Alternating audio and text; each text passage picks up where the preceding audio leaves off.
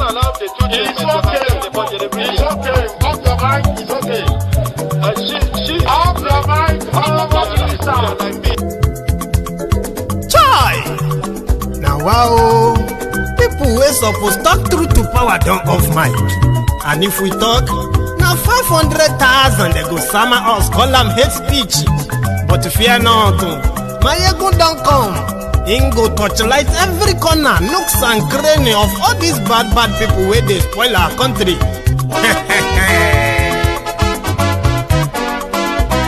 So my people make we loud, oh, yo. My ego don't come, oh, yo. My people make we shout, oh, yo. My ego don't come, oh, yo. My ego don't come, man of the masses, oh, yo. My ego don't come, oh, yo. My ego politico, my ego don't come, oh, yo. This one not the off in mind, oh, my ego don't come, oh, yo. And in the touchlight every corner, oh, my ego don't come, oh, yo. Okay, some people be they holla say they want the power. Chai, them be promise us say we go get light and power. Them hustle sote they can't get the power. But now they know they do anything with the power. Every day, dollar just they get the higher power over naira. Still them talk say make we off mind. But thank God say my ego don't come. So my people make you loud, oh, yo. My ego don't come, oh, yo. My people make we shout, oh, yo. My ego don't come, oh, yo. My ego don't come, man of the masses, oh, yo. My ego don't come, oh, yo. My ego die the politico, oh, yo. My ego don't come, oh, yo. This one not they off in mind, oh, yo. My ego don't come, oh, yo. Person where they do evil, no one make person talk. Them say that my yegun, that man too they talk. He too they talk. Say my yegun diary, he they hot like pepper. But every day then they take money in bulk. Woman picking, they the street they hawk.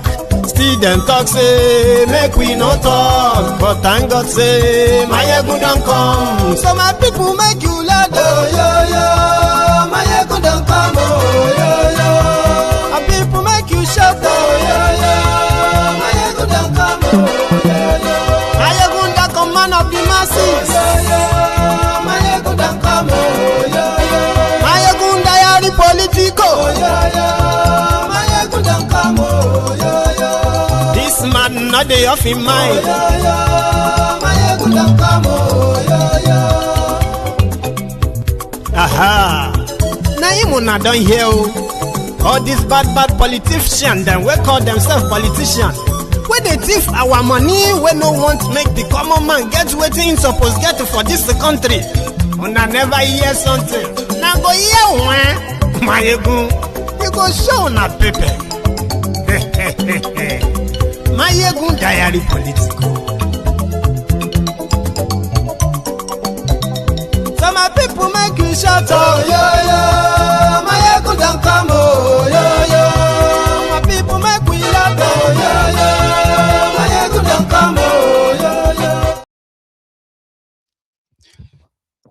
Good evening, good morning, and good afternoon to you from wherever you are joining us.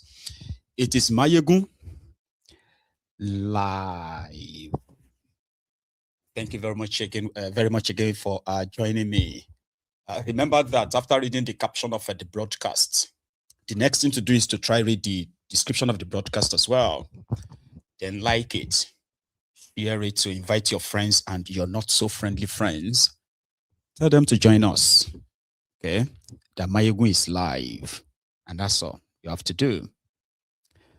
Last night, VERYDARKMAN returned back to Nigeria. For those of you who have probably been following some exchanges between himself and then the special advisor to Kolu Onofunuga, that's Ononuga, over the state of things in the country, the insecurity, and then at a point, Ononuga was actually demanding that the same VERYDARKMAN should be arrested upon return to Nigeria because of this AI-generated video. It was supposed to be Tinubu's voice making a phone call about the insecurity in the country. So it was obviously AI generated a video. So he announced to his supporters that he will be returning back to Nigeria. And mind you, he had it on a very reliable kind of like authority that they were trying to rope him and arrest him when he gets to Nigeria. So his supporter took that literally as a threat. So therefore, they mobilized themselves to the airport in Abuja. Some of them traveled from all over the country to the country's capital to receive him, and at the same time, possibly protect him from the agents of government that might want to arrest him. But that automatically later turned to a rally, then a protest, which has now got people talking.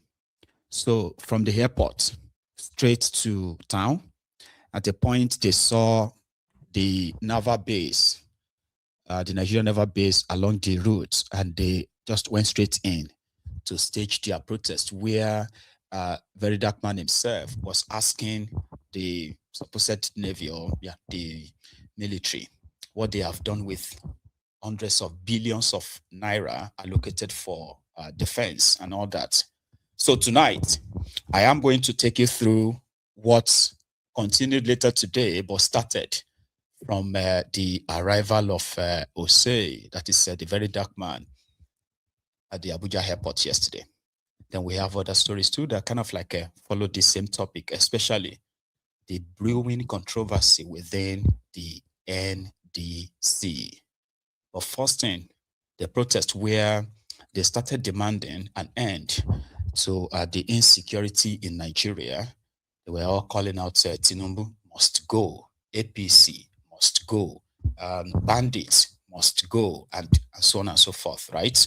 So that is where we're going to start from this evening. So brace up and let's go to Abuja from last night, by the way. It gets better. Imagine say we the airport, DSS mount everywhere, security agency full everywhere. We the airport they wait, no issue.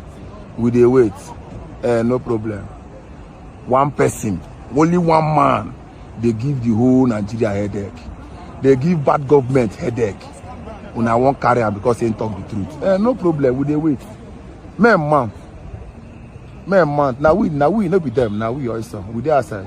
Okay. See the crowd, I waiting for one person. Relax, maybe you see them now. Relax. You they see crowd. Like I climb up. You they see crowd. But they wait for one person. They no buy this crowd though. They no pay anybody. No gain it for year. Upon say the amount of security, you see crowd.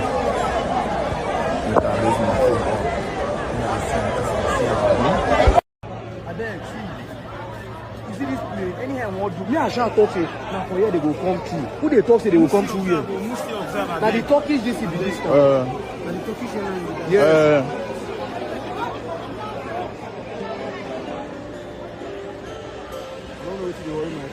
Because me not really understand because what did they happen for you a distraction? And the fish in a distraction, they want distract us for you. Because that guy tell me no, wait, no, hold on. Go both stand here. Most stand this place. Now here we go stand because they say 6 people, 6 DSS they inside. They're inside. But they say I know they sure say they won't carry on, but I don't know, sir.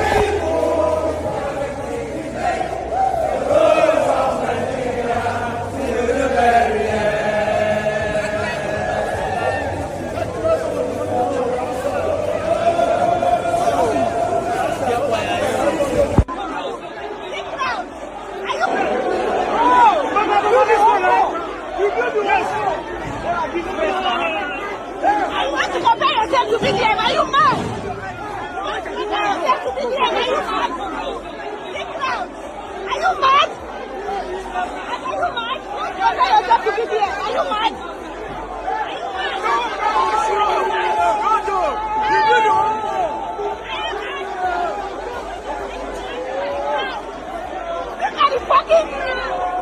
to compare yourself to Gideon? Are you mad? Are you mad?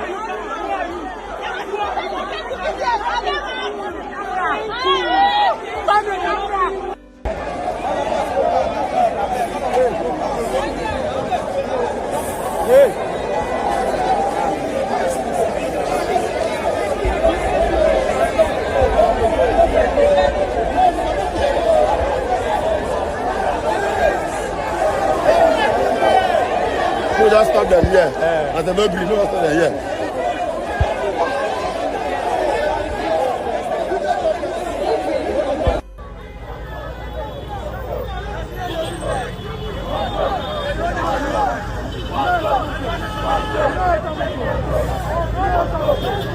All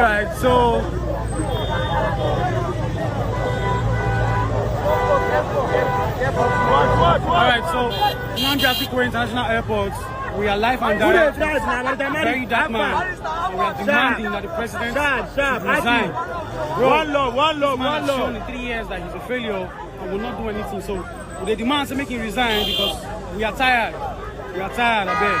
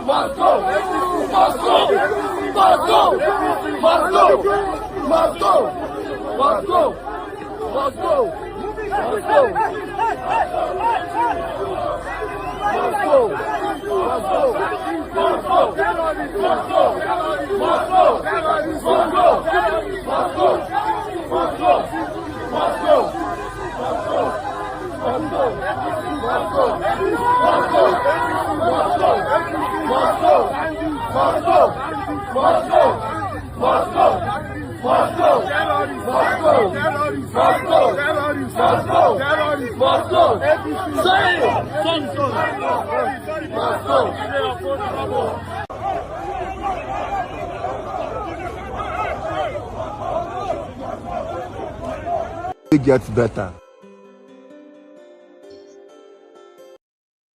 So that was out their procession, or supposed kind of like supporters welcoming their president. That's what they call him, the Ratel. Those guys are called Ratels, okay? Those who are the members of the Ratel gang, you know, the young Nigerians. And he's been speaking to them for the past few weeks, especially on the recently kidnapped school children. It's actually Air Force Base. It's not Naval Base, okay? Air Force Base. So on their path, they saw this Air Force Base and they decided to go in.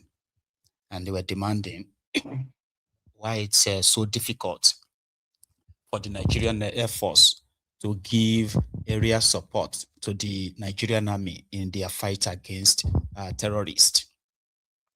Now, this particular scene is where some critics are now trying to see if the government can find any means of illegality or any crime committed, because they were not supposed to protest within the military formation or something. But it happened. And that was last night.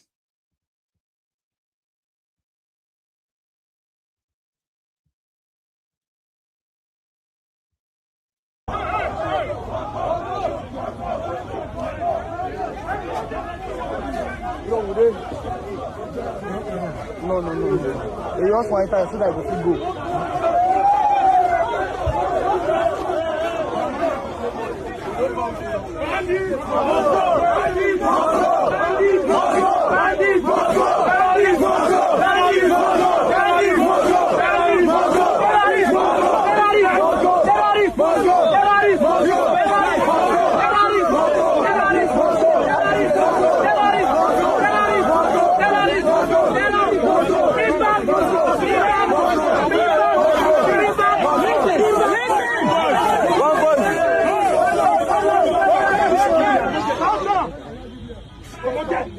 The Nigerian Air Force have the budget of over 400 billion every year. Listen, the Nigerian Air Force. Okay, we know the ask the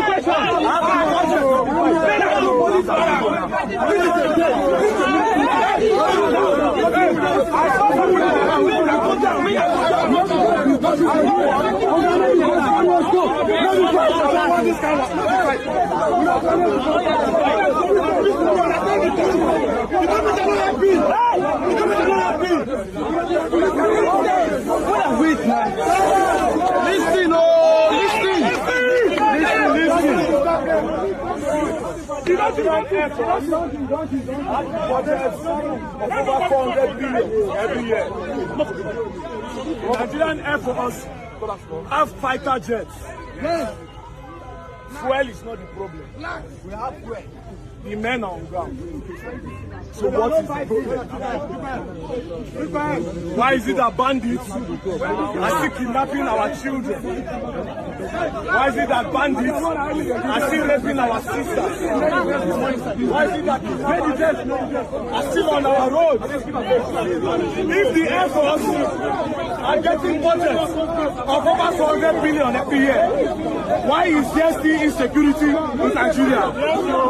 That is how we say, bandits must go! Bandits must go! Terrorists must go! Terrorists must go! Kidnappers must go! Kidnappers must go! Insecurity must go! Insecurity must go! Hey,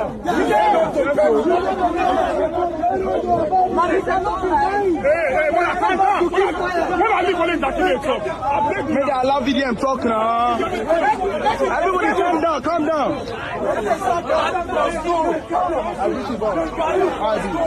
Calm down, everybody calm down, calm down. Bandits must go. It's okay. Bro, so may they allow video and talk.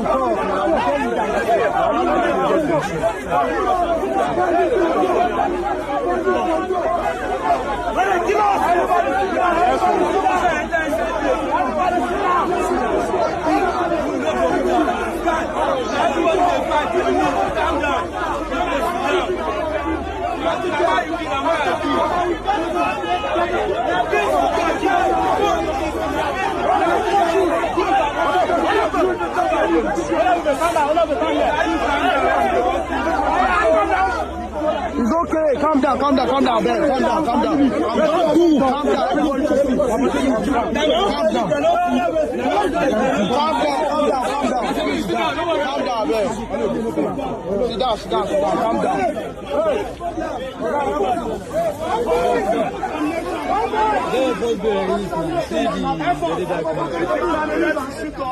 You have bullets to shoot kidnappers. Yes. Shoot kidnappers. Yes. Carry your airplane and go and look for them. Yes. You have budget of over 400 billion. Yes. What are you doing with the money? Yes. They keep raping our women. Yes. They keep taking our children. Yes, sir. They have beheaded a teacher. Yes, sir. 45 children are still in the police. Yes. Yes, sir. And you are here holding gun. Are you not ashamed?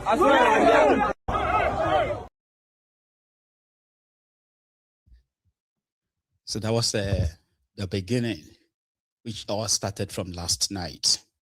So the other people who later joined them today, because it seems like the crowd kind of have sort of like a groan, where you have more people this time chanting Tinubu must go. Yeah, of course, Bandits must go, and this one must go, that one must go. In a way, kickstarting what looks like an organic sort of,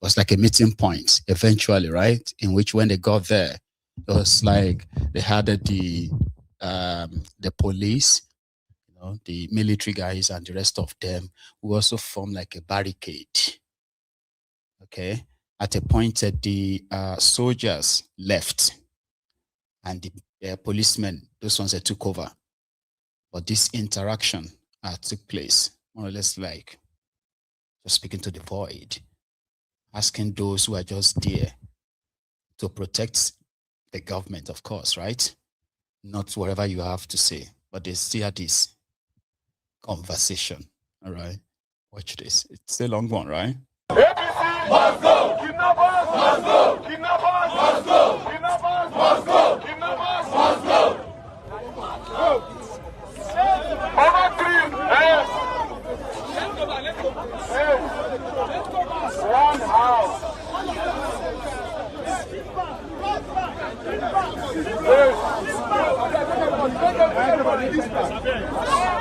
Hello!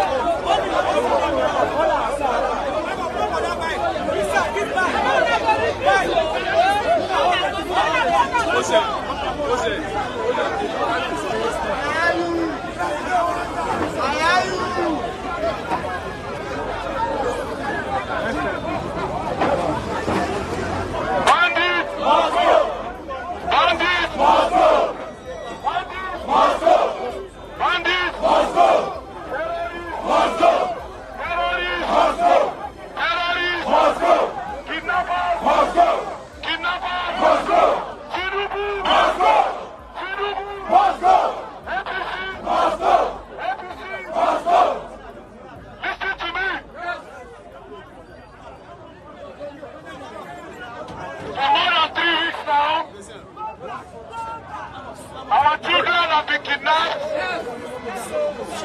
Until now,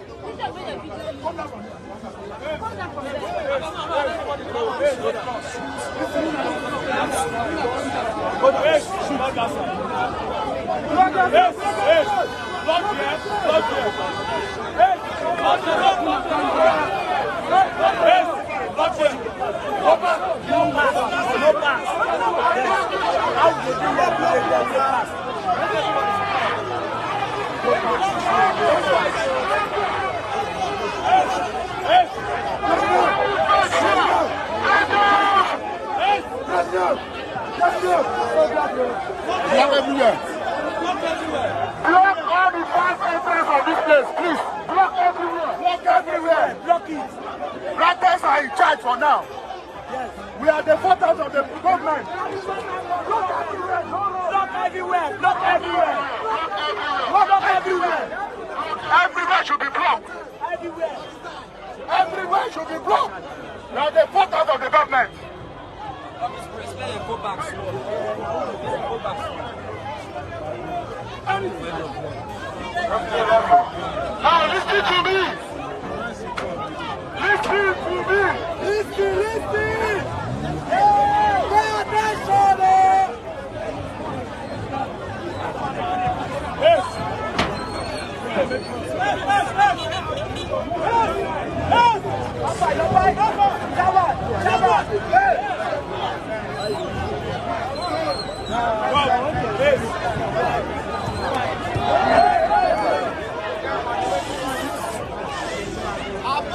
I beg. 3 weeks ago, over 45 children were kidnapped in Oyo State.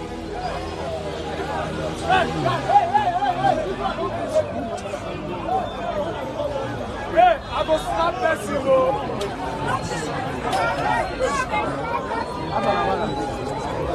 Over 3 weeks now, 45 children have been kidnapped in Oyo State. One of the teachers have been beheaded. Tinubu has failed to do nothing.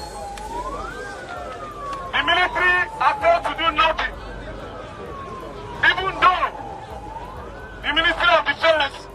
budget of 3.18 trillion naira every year.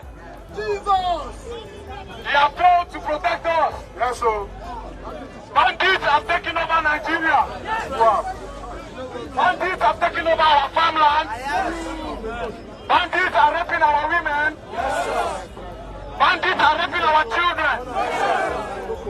Bandits are killing our mothers. Yes. Bandits are killing our fathers. Yes. Nobody is safe in Nigeria anymore. Yes. What are the military doing?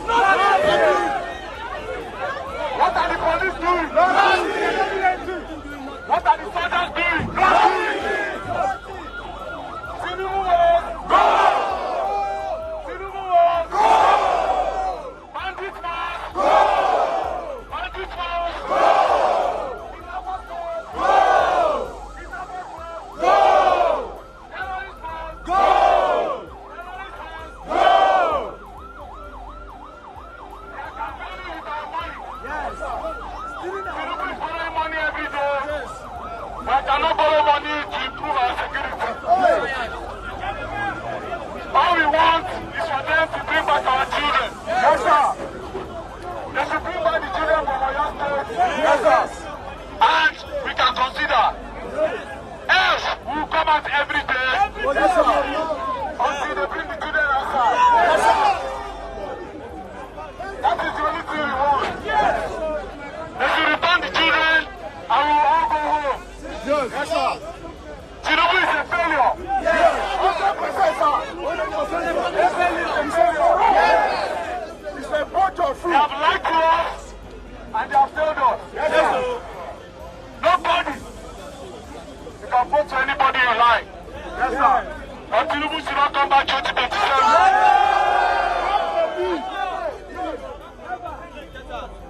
Tinubu came to steal, kill, and destroy. Yes. And that's how we say Tinubu must go. Tinubu must go. APC must go. APC must go. Bandits must go.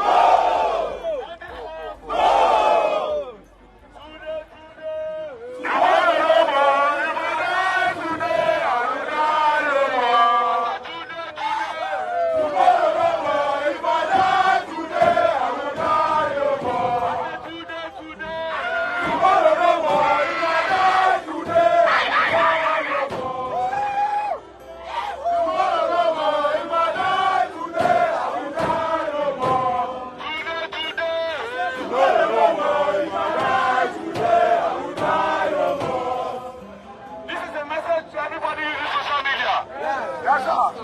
All you do is complain. Yes, sir. Most of you don't even have voter card.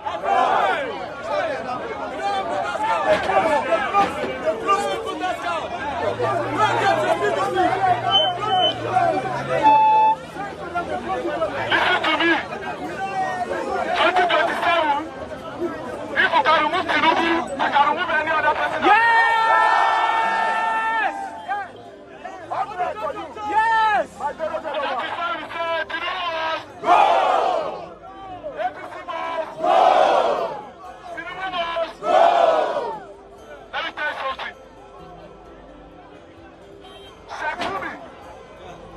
Shagumi said the government know the kidnappers. Yes, sir. Shagumi said the government know the terrorists. Yes, sir. Yes. That means the government are the terrorists. Yes, sir. I hear you. That means the government are the kidnappers. Yes, sir.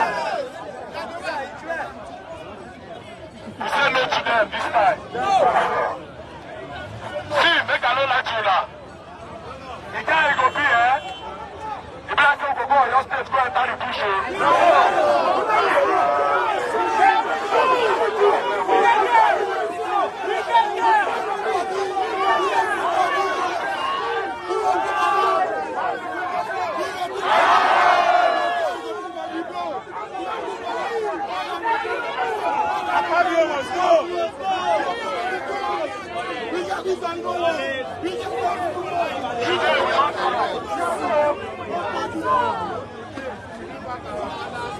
We'll be coming out every day. until they bring out these children. Listen to my point. One point. 2014, we all protested that they bring back our girls. The mistake we made is that they didn't bring back the girls and we moved on. Yes. That is why Boko Haram had the audacity to continue. The government and the politicians failed. And this time we say enough. He said enough. He said enough. So we will not. APC must go. Kidnappers.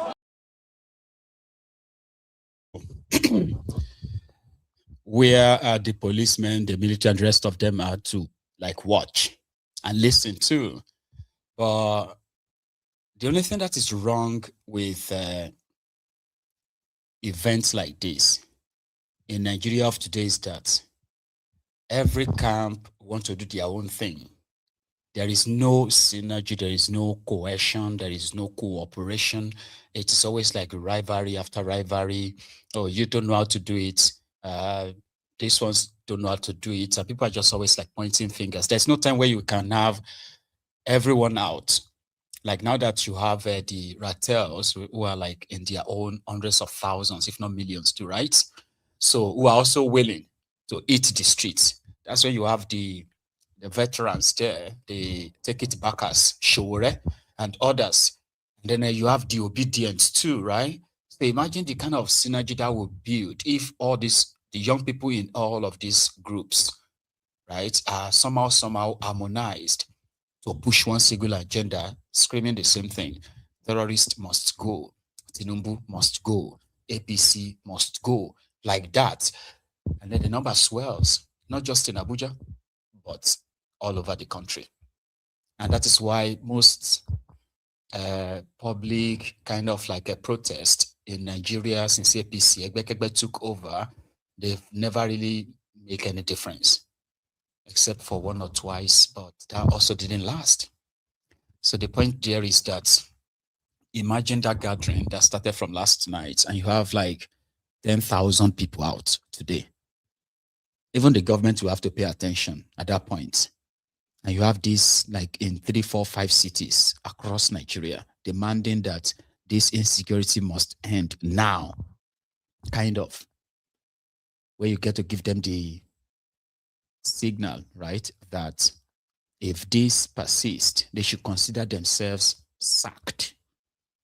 And then you go into that your election with a zeal, challenge everything, stand by everything enough that you can actually get rid of them or make them scared. But the numbers are not enough because APC, Egbekegbe, and others can pull the numbers that you'll be wondering, are these also Nigerians? Are they also living in Nigeria? Yeah, they are. That is why this seemed not to have made any much difference at all. But it is still effective in a way, whereby somehow even the government will try to do everything to make sure that this never escalates, so that other people won't end up joining, or that synergy, that harmonization I was talking about was never to happen. Okay.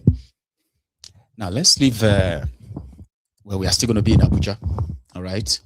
The controversies surrounding the political parties, primaries and nominations, candidates, all of that, right? The one in the NDC seemed to be gaining more media attention, especially when the guy who is believed to be their leader, Seriake Dickson, took to the media yesterday with an expectation, bated kind of like a breath, that people thought, you know what, it will be so matured enough this time to put to rest all speculations, accusations, handle it with kind of like, that's not what happened. Rather, Seriake Dickson was sounding more like a dick, so to say, because it was more or less like making all these guys who came to join his party, making them feel like he is doing them a favor. You know what I mean? Like he couldn't understand why all this insult, all of these allegations are coming up here and there. At least when Peter Obi joined them, and Kwankwaso, they gave them on a platter. They gave them the presidential ticket and vice presidential ticket with no discussion, no debate, right? So, and in Nigeria of today, there is nobody that is more qualified than him to be a presidential candidate of any party, like to contest for president of Nigeria. Like there's nobody more qualified than him. And people are like, what are you doing? You know, a lot of people are already sort of like aggrieved, agitated, and they are all saying things, right?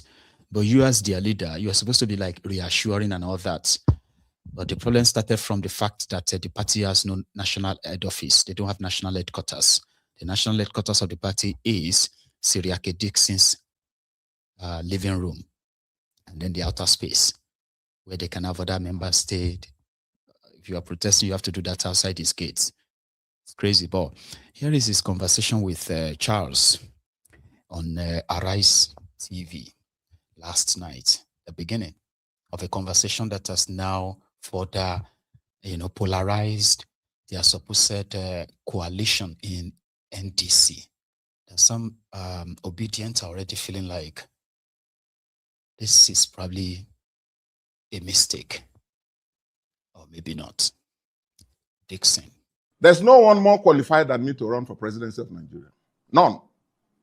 You are talking of names because they have tried. Okay? And for some reasons, I did not want to. So don't make it look like anyone is doing NDC a favor. No one is. Rather, the NDC and I and my colleagues are doing people a favor by granting our platform to them. And that narrative is important. You cannot be supporting Peter Obi if you are genuinely supporting him and you are disparaging me, the leader, or the platform itself. That is nonsensical. If it were easy for people to form a party, then form yours. If it were easy. Now, before Peter and Kwankwaso came in, Nigerians from all walks of life were coming to the party. I received Marafa from Zamfara. I received Binani from Adamawa. And several other people across the country for 5 months, 4 months. So you see, there has to be some level of, people should be careful, okay? As we move on. The platform is there. Peter Obi is a cherished member of our party. And on our own, we have made him a presidential candidate, sole presidential candidate, sole. And that counts for something, okay? And also, his running mate, Kwankwaso, the same thing. And we are working well together. I must let you know this. There's no crisis. It is these supporters who are, I don't know what they gain by disparaging a platform that they are so-called, the person they are supporting is running on. Now, NDC is the vehicle that will take Peter Obi and Kwankwaso to the villa. So if they understand the processes, even if there's no gratitude to those who set up the NDC and offered it, they should know that they are hurting themselves if they run down that platform. Yeah, that's because on the ballot, including you, on the ballot, there's no Peter Obi. On the ballot, there's no Peter Obi. On the ballot, there is no Kwankwaso. On the ballot, it is NDC. Right. Okay? But we are working together. It's our presidential candidate and it's a running mate. And we are working harmoniously together. There's no one more qualified than me to run for presidency. Seriake Dickson.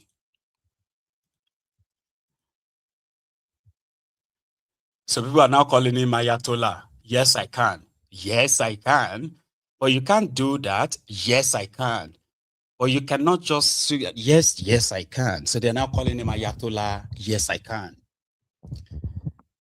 Did you hear the part where he was saying that those who are disparaging the platform, right, that they should know that they are not doing NDC a favor. It is the NDC that is doing them a favor.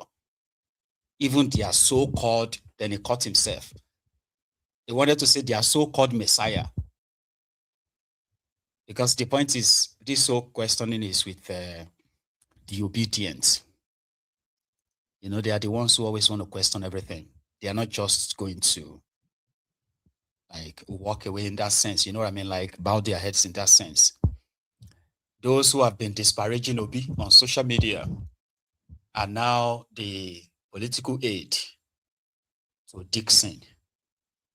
You get what I mean? So a lot of people are trying to tell the obedient that they shouldn't be emotional. Politics is always like that. Somebody who is against you would have to work with you again if you find yourself in the same camp.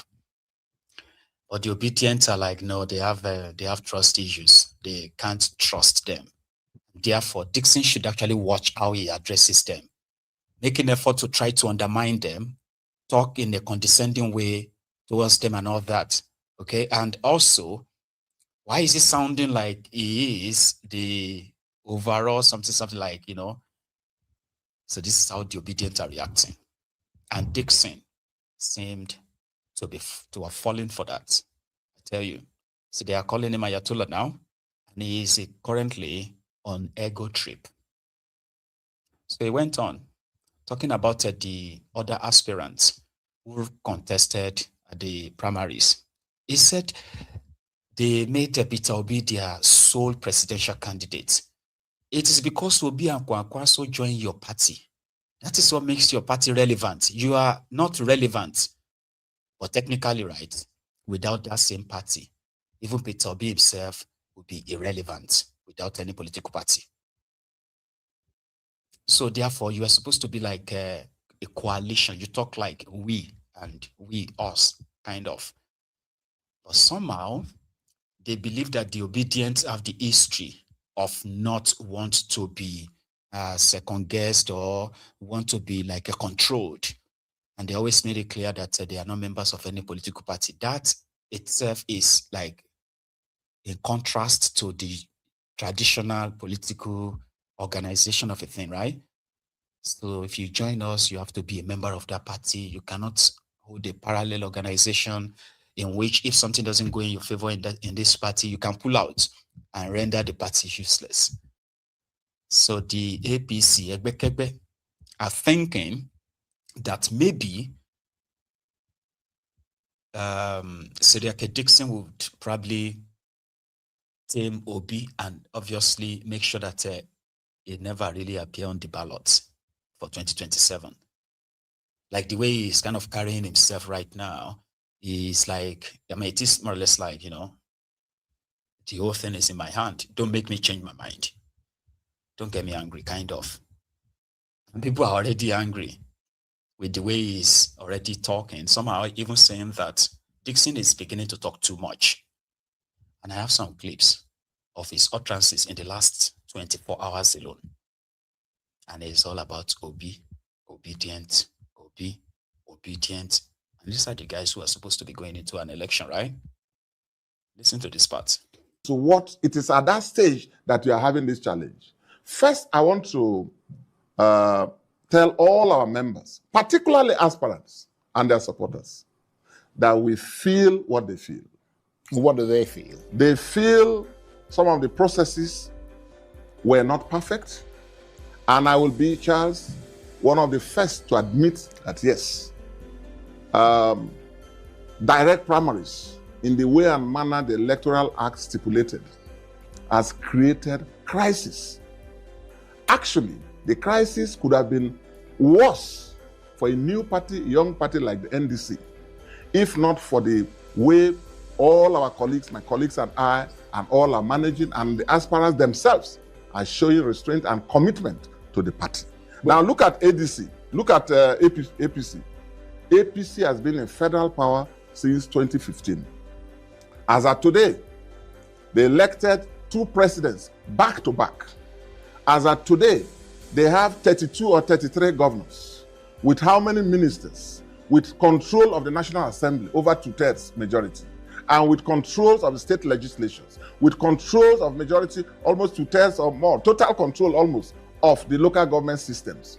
Yet, look at their primaries. Yeah, but isn't the issue... No, I'm coming. The issue is not so much... Let me just make this point. The issue is not so much your comparison to other parties. It's how you ran your own thing. I mean, the allegations against your party is an issue of party management, which some are directly linking to you yourself. I mean, they're saying basically that if you run it doesn't matter whether you're a new party or an old party. Yeah.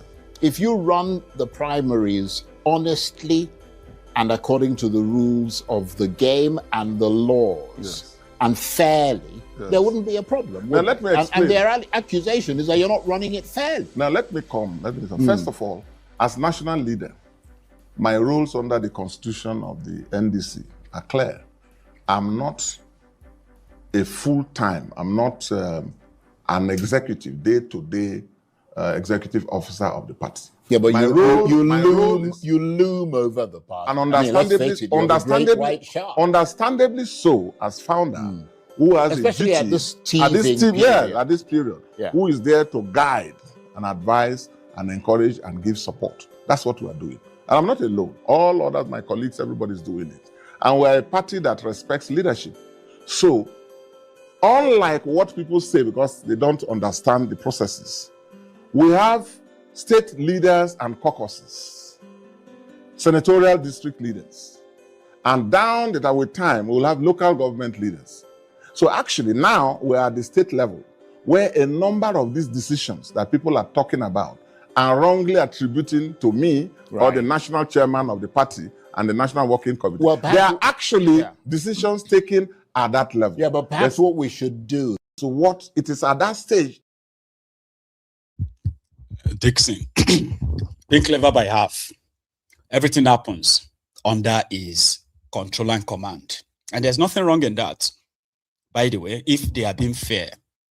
But what Dickson was actually trying to do, or try to say, especially to these new entrants into their party, NDC, is that, listen, guys, we understand your enthusiasm, right? Your optimism that as Nigerians might be asking for a better alternative, we must not also get carried away.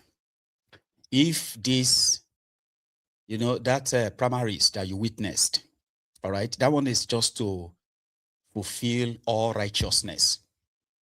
What we want to do is starting from the presidential candidates and possibly the vice presidential candidate as well, right?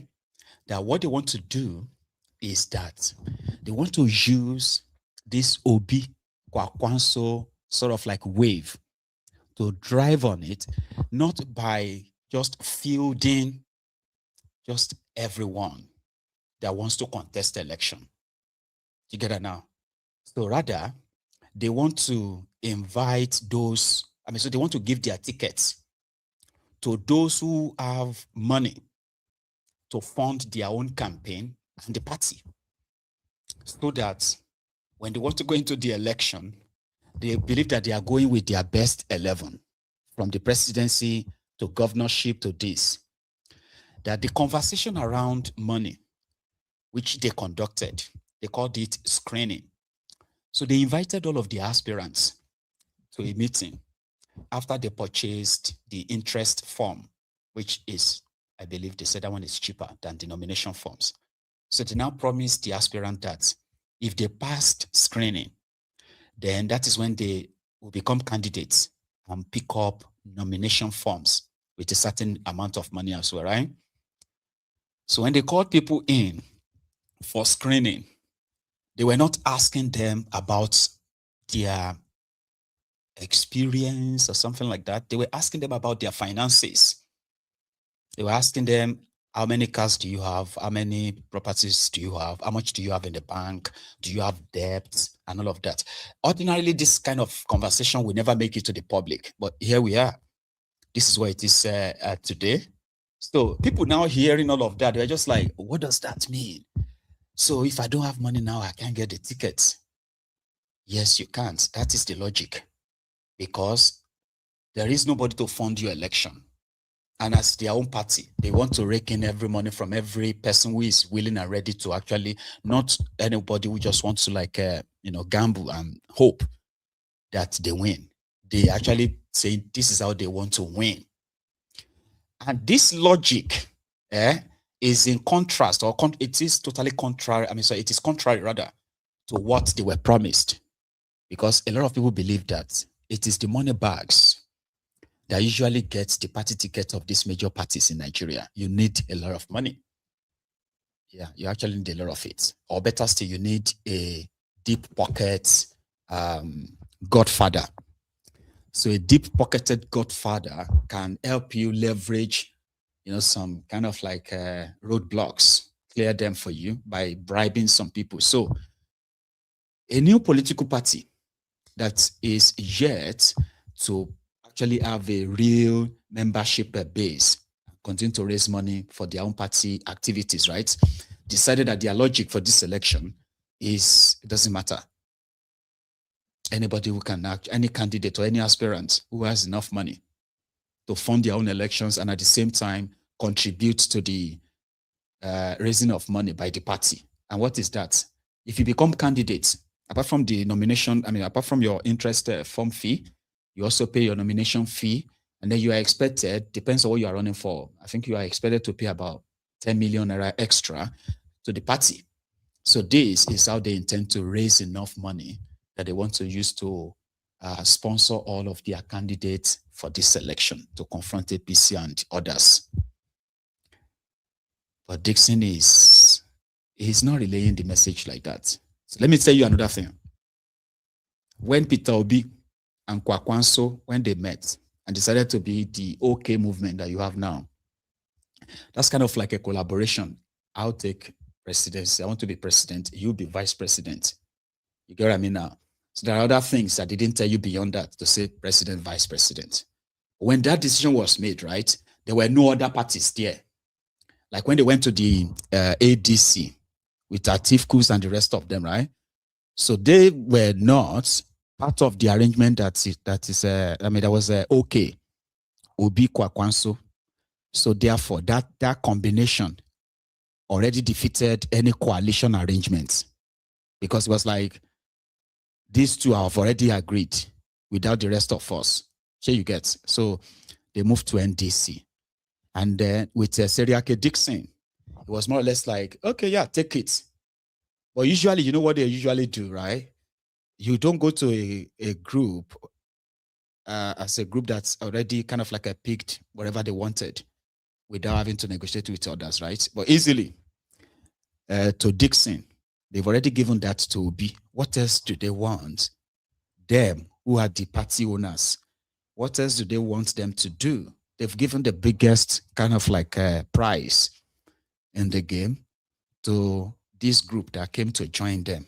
So every other thing can be shared without those of you who followed them, okay?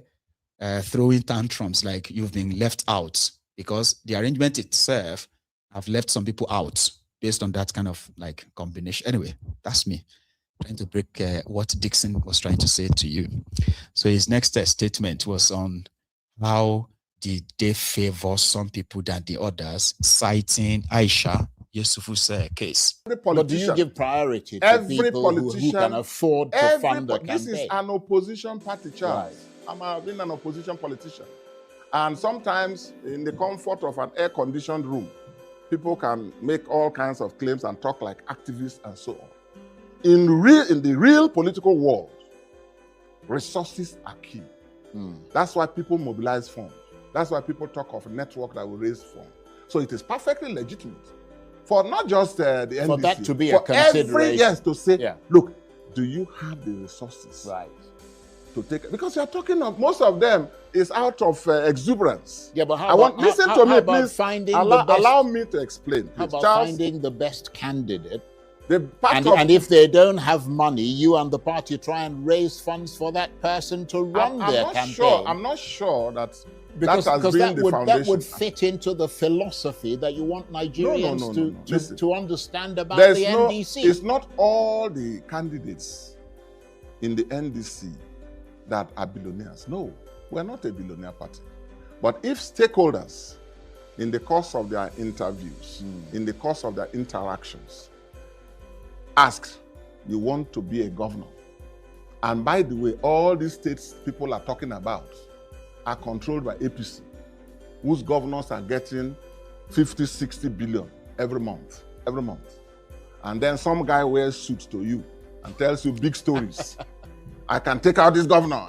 It's perfectly legitimate in the real political world to say, gentlemen, can you let us know your sources of funding? I'm sure that that's what the stakeholders did. Okay? And I can tell you that is perfectly legitimate. Now, what is not a politician? Did you hear that now? So that's Dickson's way. I mean, when people want to go into elections, right, or public office, usually in a normal world, you probably do not need to be rich. If you are rich, or you have rich parents, that's a plus, kind of like a leverage, right? But you don't have to. But if you know you have sort of like a good idea that you believed you could sell and win you the party ticket, the next thing is going to be to fundraise for you, where they are going to raise money for you. Party bigwigs are going to call their party fundraisers. Some of them will call them from some of the districts that you are supposed to be representing. They will raise the fund. So that simply means you are not going to have to like become corrupt to steal public fund because maybe you sold your properties or you took bank loans to go into politics. You know what I mean? So, and that's the idea that Charles was trying to ask Dickson. But Dickson is like, no, this is Nigeria. It doesn't work like that here. And if it is going to have to work, but still, we still need to know who you are enough that we'll see if it's worth it to invest on you, kind of. Then here is what he said about this time it is no longer with Charles. This was supposed to be in his house where they are having their usual stakeholders meeting in reaction to all of this. So right now they are working on submitting names and they expect that INEC will probably announce the name of political parties candidates in the next few days. And that is how they expect everybody else to know if they have become candidates or not. And then they can go and pick up their nomination forms or something. I don't know. But Dickson, talking about Obi and Kwankwaso. Leaders, and we are pleased and honored to have them. This party is a party for all Nigerians. They are now, by the decisions that this party has taken, our flag bearers, and we have no issues with any of them. If I were running, or you yourself were running, and you are given presidential nomination to advise what that you want, has the party not done everything for you? Has the party abused? No. Let's be sincere to ourselves now. There was no primary contest. Nothing. And as I said last night, I or the chairman or nobody here demanded or received any money from them for accepting them to the party. No monies were demanded or received from them before making them sole presidential candidate and running late. What else do people want? At this point, we should be working together to plan how to kick off campaigns. And I believe leaders. Like, why is he talking like that? Are they not working together in preparation for the election? Is Peter Obi having problems with him? Or he's just reacting to the obedience who have been dragging him online? And usually when obedience drags people, right, they do not have the courage to drag disobedience again. They just drag Peter Obi into it. Kenneth Okonkwo called one person, he said, "You are as foolish as your Peter Obi." And I was like, why would you say that? So that's how much the obedience can get under your skins, right? And I bet this is what is currently working on Dickson, the national leader of NDC. What else do people want? We did not collect any kobo from them before we made them presidential candidates and running mates. What else do people want? Which people? They said they are disparaging the leadership of NDC. Who are they? Or who are those disparaging the NDC leadership? So, all this rumor, blackmail, painting the party leadership in bad light, painting the platform itself in bad light. We can't get it. We can't get why they are promoting it. And as you said, why people can call their supporters to order.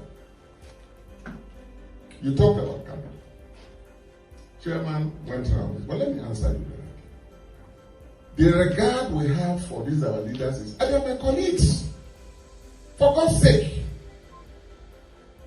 We're all colleagues. And we are partners. When they came in, we were happy.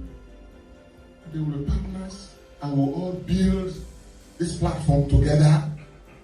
And they are our flag bearers. All of us will support, and we go through the general elections and give Nigerians a government that they deserve. Why will supporters of this or that be raising unnecessary issues that even APC is not raising against NDC?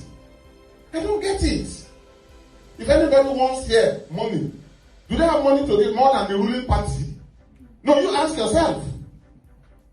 People should respect people. And the names and images were built for now. We're not going to allow anybody to come and destroy anybody's image when you have come into a party and we have done everything for you. What is wrong with him? We're not going to let anybody come and destroy anybody's image after all we have done for you. What is he talking about? His rant actually was that long ago. I'm just giving you like bit by bit, all right? And here is again. This is how you're going to feel like, what is going on between them? Is this whole thing is this whole thing working at all? Like, or people should please do not even like raise any form of expectations, right? To those of you who are somehow just hoping that they'll put their act together and then you want to support them. Like, what is this? What is all this shalaye? What is all these finger pointings? What is all this like warnings after warning for people who are supposed to actually be together, united, and be like getting themselves ready or mobilizing somehow? So Dickson said there's no decision they took that Peter Obi was not there. So this is about Peter Obi. Like, is Peter Obi complaining? Because I haven't heard from him in public. Okay. Or is Dickson struggling to understand this new flock of supporters for his party, these young people, the obedient? Is he struggling to understand them? Or what is all of this? Because these are the questions I have, okay? Like, going on in my head when I was looking at all these videos this evening. I was like, what exactly is going on? Is he reacting to these social media kind of like conversations, dragging and all that? And why is he making it look like everything don't scatter even within their NDC as we speak? And Peter Obi is a problem. I don't know. Because this whole thing is about Obi. It is. And here, Dickson. His Excellency Peter Obi was there when this motion on party supremacy was moved by Senator Ovie Omoagege, seconded by Victor Ome, and it was put to vote and passed. Party supremacy in two key areas. One, that every elected officer of this party must implement the programs and policies not according to his or her whims and caprices, but programs and policies of this party that will be analyzed, discussed, debated, and agreed. So whether in National Assembly, everywhere, We want to build an institution in this country. We may not get it in one year or 2 years, but that's our vision. So we say government policies and programs must align with the parties. And a team is fine-tuning certain things, which we will present to the public. Now, the second element is that appointments and nominations will be done with consensus of the party and stakeholders at all levels. We don't want somebody to win and run a one-man show, for example, which is why people work hard, put a government. The same people who put the government will form a coalition and register a party. That has been our so we want to correct it. And we all, including Peter Obi and everyone, agree that that's the way to go. And we passed it. Part of that means that support groups and NGOs,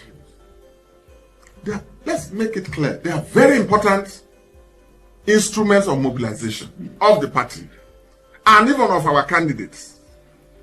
And we respect their work. But you see, they have to come, they cannot be a parallel party. And if you are thinking along the lines we are thinking, that's how you will also conclude. We are not regulating what they do, but they cannot be a parallel party. The way to do it is to integrate them in the campaign systems and the party systems in their various states and local governments and wards where they exist. I've already received, before now, the Obedient Group, for example, all their coordinators. And we have the party chairman has direction that all of their coordinators should be integrated to the parties. And that's the way to do it. So no group. And it's not targeted at anyone. You talked about friction. There's no friction. This is about social accountability. Why we direct that every donation should go into the party's designated account is so that it can be audited. And INEC by law has the powers to audit it. When necessary, we'll even tell the public. And that's the way it will go. So that people who are donating to support the public will know that NDC money will not be spent by the chairman or national leader or secretary to chop and buy cars and buy houses. I was in parties. We raised from party sales of from billion, before you know, no money again. We don't want NDC to follow that road. So people should bear with us. These are systems we are creating. May bring temporary this thing, you may misunderstand, but please, even when you misunderstand, please ask for clarification. Because if you are in NDC or support, His Excellency Peter Obi. Now, let me give you the backstory of that. In 2022, when the obedient movement became very kind of like active, and they were pushing for Peter Obi, and they did 1 million man march all over Nigeria at that time. You remember? Calling on PDP to give their ticket to Obi and leave the rest for them. You remember? The PDP didn't work out, so they told Obi to leave PDP. That wherever he goes, they were going to go with him. So they went to the Labour Party. Now, when they got to Labour Party, two things happened. The obedient movement, who at the time, by that time, were as strong as anyone could imagine. So they were able to raise over 800 or so million naira independently for Peter Obi's presidency, presidential election campaigns, materials, jingles, all of that stuff, right? And the arrangement was that if whatever they raised, so Peter Obi was going to double it. Like if you raised 100 naira, Obi will now put another 100 naira, making it 200. So when they raised like 800 million, so he added 800 million to it, making it like 1.6, 1.7 billion naira. It was a lot of money. Okay. However, this money was spent, administered by the obedient movement Aisha, Tanko, and the rest of them, okay? But Labour Party, on the other hand, they couldn't touch obedient money. They had no control over it. Because according to the obedient, Labour Party sold party tickets, forms. Here you get now, like forms and all that, which also runs into billions of naira. Okay? But that particular revenue was also supervised, super administered by Judas Sabure. Okay? So Judas Sabure's money was audited. That was how they found out that he was moving money from his own account, from the Labour Party's account to the account of his wife, then from there to the account of his brother, and then from the account of his brother back to his own personal account, which caused Abure to be removed. The crisis that is still rocking them. So Dickson, knowing this history, doesn't want to give any room to anything. He doesn't want to hear that some group of people are also raising money for Peter Obi, while the party is raising money for election. Do you get that now? So they agreed, according to this, they agreed with Obi that all funding, donations, and everything should be centralized, paid straight into the NDC account. But that is not how the obedient are reading it. Absorbing them into the NDC simply means that they wanted the obedient movement to die. So the rest of them will have, they would have to actually become NDC members, follow NDC rules, NDC this and that, something that the obedient movement have said no. They don't want to be a member of any political party. And Dickson, trying to protect his own space, protect his own party, wouldn't want, because he believes that the moment after 2027, if things should probably go the other way, didn't go as planned, right? There is a chance that the obedient movement are going to leave the NDC. And like other parties they've been to, they are just delights in the dark of Nigerian political space. Wherever they go to, you're suddenly going to see this shone light, attention, which got many of you to, I've seen people writing obediot in the comments. Emurasi. Emurasi. So wherever they go to, they get this whole attention that a lot of people just feel like they are irritants. But the moment they leave, it is as if to say, you know, the whole place turned to like this dust or shadow. Look at Labour Party, before and after. Look at NDC, before and after. And now, Dickson probably didn't want that to happen to him, so he would rather be the one, right, to tear out this obedient identity and wear them the NDC identity. The one that by then, they would not be that much of a threat. Now that is something that we are waiting to be seen. So the obedient themselves have started reacting. These are the type of obedience that Dickson has been reacting to. He said they are disparaging the leadership. So they are calling him the supreme leader, Ayatollah Dickson. Others are saying he is preparing himself to be the vice presidential candidate to Kwankwaso in 2031. You get that now? And things can really get out of hand. It's not good. Not looking good. I mean, if you ask me. And just so you know, this whole thing is not peculiar to the NDC alone, no. ADC, APC, SDP, even Labour Party, as we speak right now, they are all in turmoil of who should be the candidate or who should not. In APC, right, where we saw all that kind of primaries, all those counting, right? People who were declared winners. In Lagos, people were declared winners only for the party to replace their names with somebody else who didn't win. One chairman was caught this afternoon in Lagos. They call him Mr. Cornelius or Jelabi or something. He's a APC party chairman who, according to members, angry members, on this issue of a nomination, who is the candidate, who is not the candidate. in APC. When Bauju chairman, a whole party chairman, on top this party ticket of the ruling party. I saw this one in Lagos anyway.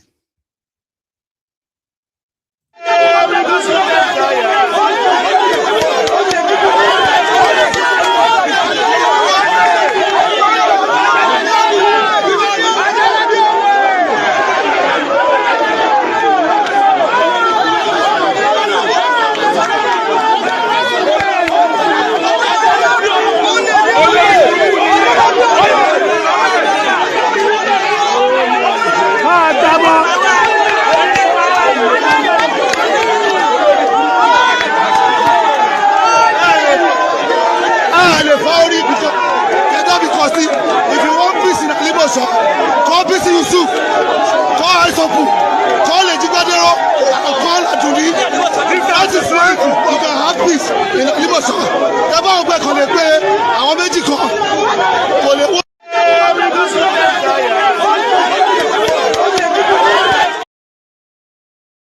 Before I go to that stage, you want to grab chairman, let it ban him, Alimosha local government area. The guy who won, or few guys who won, they've changed all of their names. The names of the winners is different from the names they sent to Abuja as the party's winners. And that's the same almost everywhere. And those who couldn't get anywhere, they could go to other places and just snatch from somebody else too.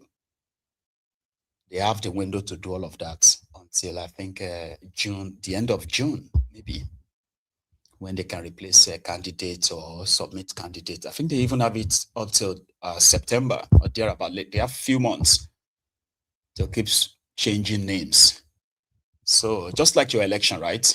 That somebody has been declared winner at your polling unit doesn't mean that the same result is what they are going to announce at the collation center. A lot can change.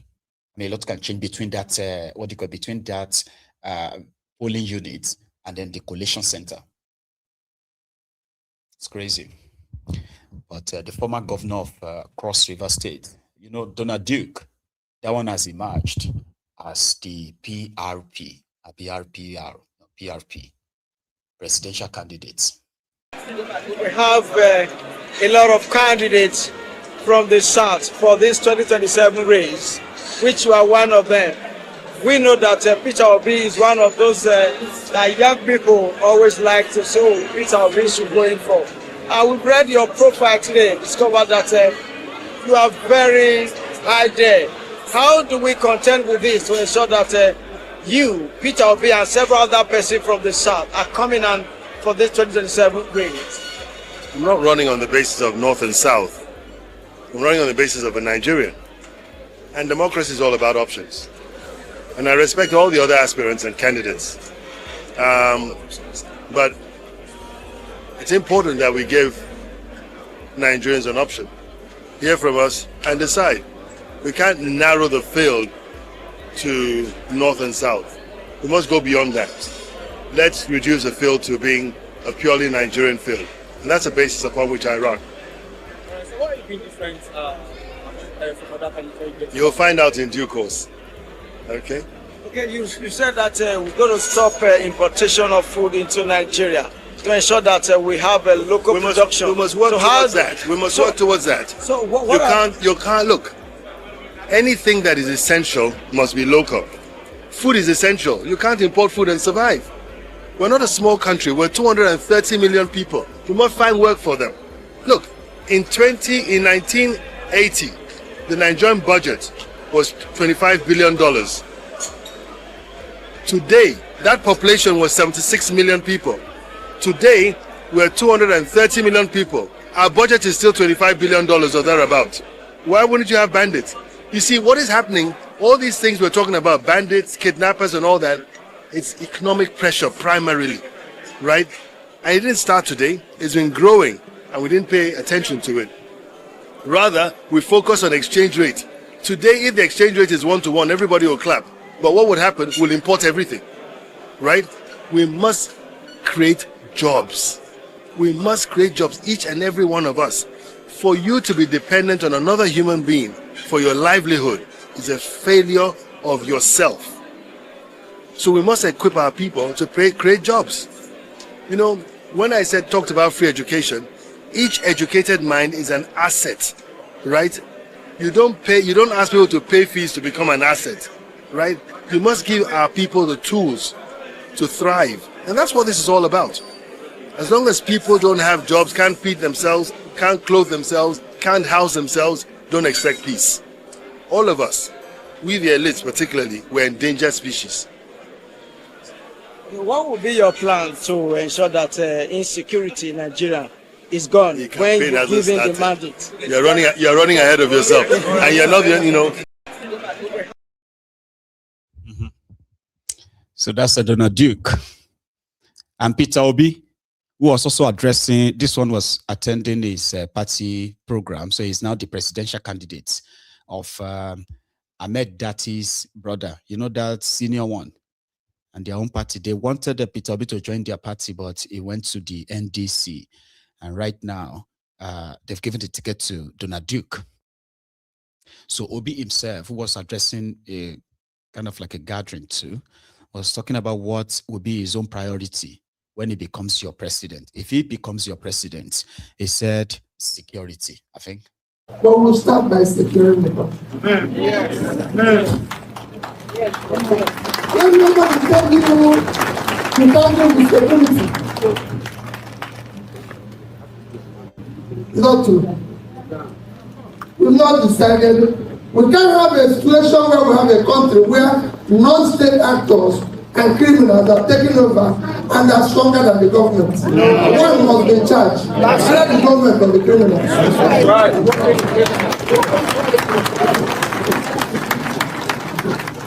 It's only in Nigeria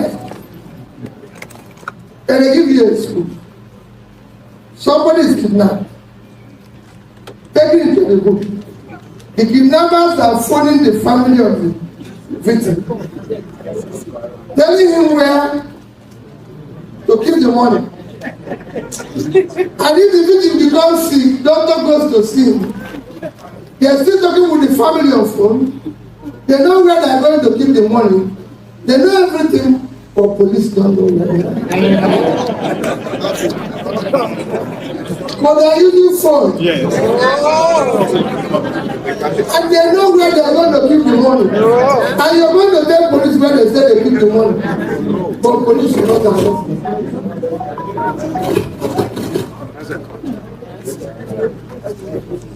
That's all I'm saying. It is a business. Of course. They must stop.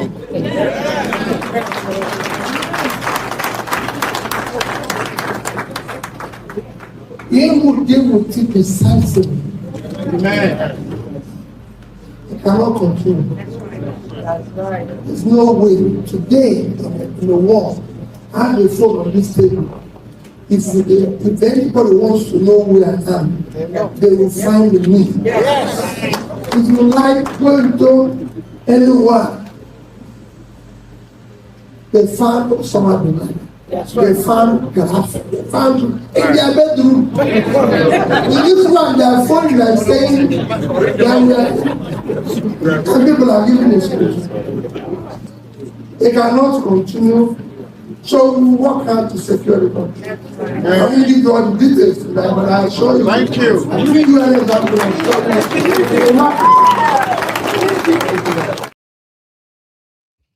wouldn't give them details. It's practically unbelievable, though, that in Nigeria, not only that the terrorists are communicating with the families of their victims, where nobody is really tracking them. Police will even advise you, go and pay the ransom. Okay, if you want your loved ones back, pay the ransom. That's what the police will advise you. And then you have the terrorists in Nigeria who are now streaming live on TikTok. Nigerians were sending their bank accounts, bank details on a TikTok live just to collect a giveaway. And terrorists were sharing money. From what I heard, though, they were sharing money. So Nigerians, one of them even said, or many of them, by the way, among many of their ridiculous comments, right, said, well, it is our money. Is it not our money that they are collecting as ransom that they are now using to do giveaway? Nigeria.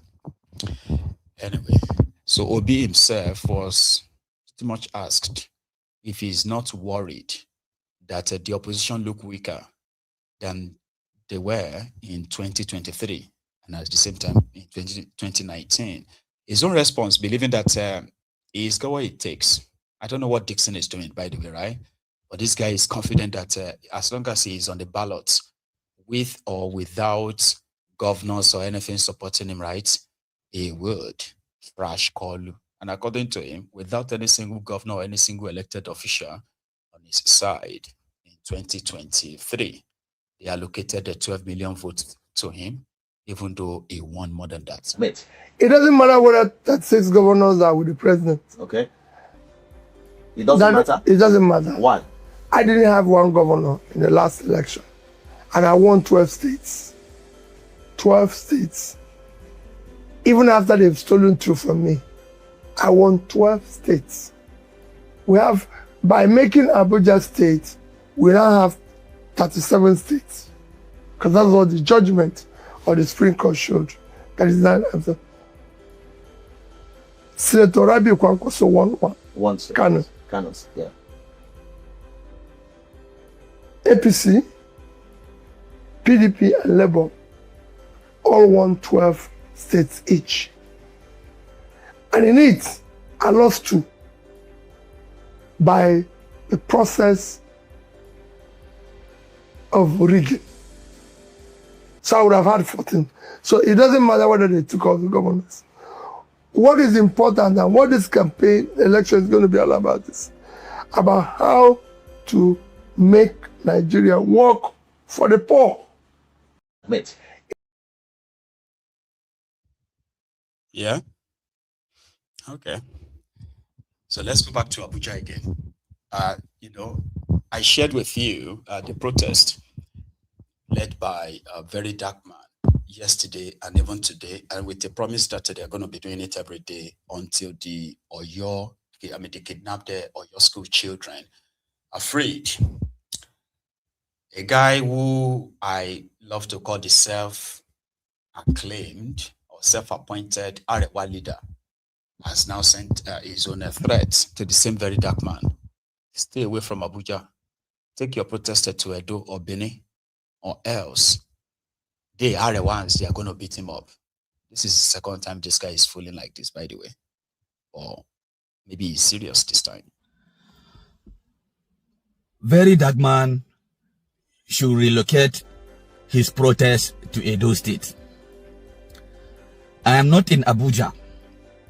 VERYDARKMAN, this message is for you and your sponsors. VERYDARKMAN, relocate your protest to Edo State before I came back to Abuja. I am out of Abuja. Before I came back to Abuja, stop this confusion you wanted to create in the north. Already, VERYDARKMAN, you said we, the northerners, you said we are not educated. That is what you said. And I quote you. You said we are not educated. We didn't go to school. You insult of all sorts kind of insult. You disrespect the north. Look, VERYDARKMAN, let me tell you. The approach you think you are giving to other parts of the country, the way you think you can insult other parts of the country, we cannot tolerate it in the north. We cannot tolerate that in northern Nigeria. So, there is nowhere you will protest. It's for you to come to Abuja. You want to cause problem in the north, whereby our security agencies have started yielding a fruitful achievement. Most especially, I watched it in the news when FCT Commissioner of Police started attacking Bandit by himself. FCT Commissioner of Police led the operation by himself by chasing Bandit, and over 300, over 420 something girls were rescued in Borno State. So now you want to cause distraction, and your distraction is for you to do it in Abuja or any part of northern Nigeria. Wallahi, we are not scared of you. Let me tell you, very dark man. You and whatsoever that is supporting you, we the northern Nigerians, we are ready. We are ready to protect the north. We are ready to support the north, and we are ready to show you that we will stand by ourselves. Please, like I said, this is a warning to you. I am warning you, very dark man. Relocate and stop your protest. Relocate it back to Edo State. There is insecurity in Edo State. So go to Edo State. Go and lead that protest in Edo State. Don't start that in Abuja, like I said. Don't hold, you should not mistakenly hold any protest in any part of northern Nigeria. This is a warning to you. Thank you. 70 years old man.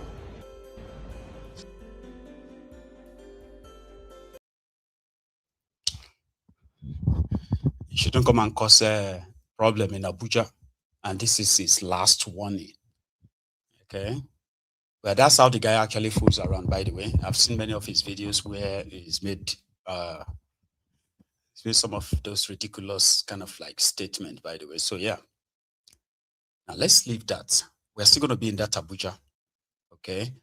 I did tell you that although they were talking about state police and state police, every time Kolu is talking about the insecurity, then the state police.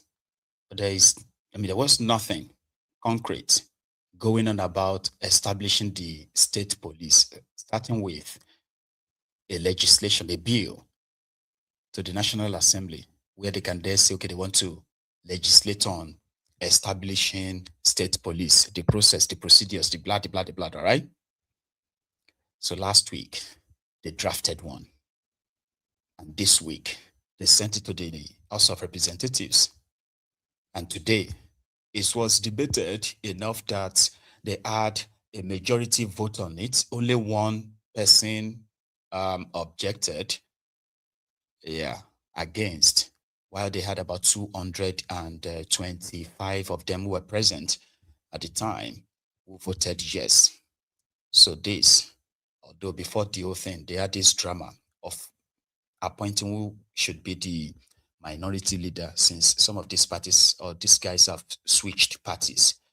And at the same time, they've left the supposed opposition, who are the minority, they've left them without leadership. So they eventually chose one and then announced the result of the state police bill before they will now forward it to their Senate. And now they can begin the process and say, oh yeah, they're about to establish state police now, state police. Watch this. We consider the report of a bill for an act to alter the Constitution of the Federal Republic of Nigeria 1999 as amended, to provide for the establishment of state police and for related matters, and in so doing, approve the bill. And this bill is supported by ayes 289, nays 1, abstain 0, total 290.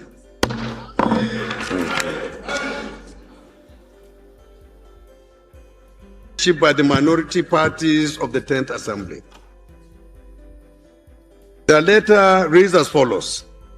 They said, by virtue of Order 7, Rule 7 of the Standing Orders, 12th edition of the House of Representatives, Federal Republic of Nigeria, the minority members of the 10th Assembly hereby unanimously nominate the following members by consensus to fill the vacant positions of the minority in the Parliament. Number 1, Minority Leader, Right Honorable Frederick Y. Abedi, PhD. Please, can you stand up for recognition?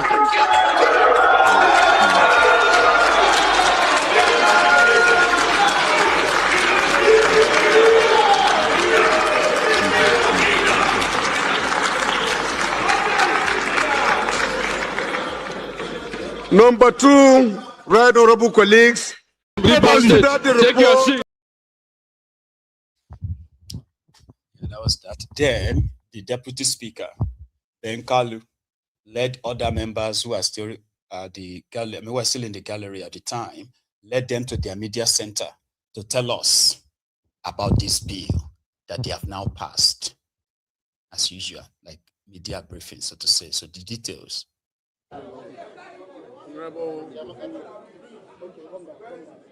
Honorable leaders. Okay, I know why. Honorable distinguished leaders of the Parliament, the House of Representatives. We're here today to have an interaction with you with regards to what has been happening in the country, especially as it concerns security-related issues. The question has always been that when we say that security of lives and property is the primary purpose of government, is it only the executive that particular section refers to? Does it concern the three arms of government? And if yes, what is the executive doing?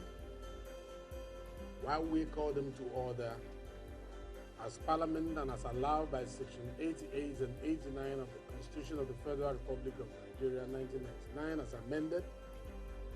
The question becomes, have we done our part with regards to the expectation of 88 and 89 as it concerns legislative functions? We've always referred to the Parliament, the House of Representatives, as a solution hub, where hydra-headed problems of the country are presented and solutions given to them. Insecurity and legislative tool to cure it.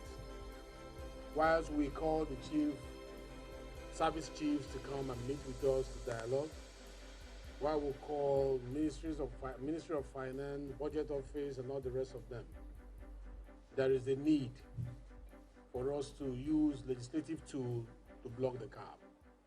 These men here are the real leaders of the House of Representatives, who has been working night and day. When I mean night and day, I mean literally night and day, to ensure that we add our support to what the executive is doing in the effort to secure lives and properties in Nigeria.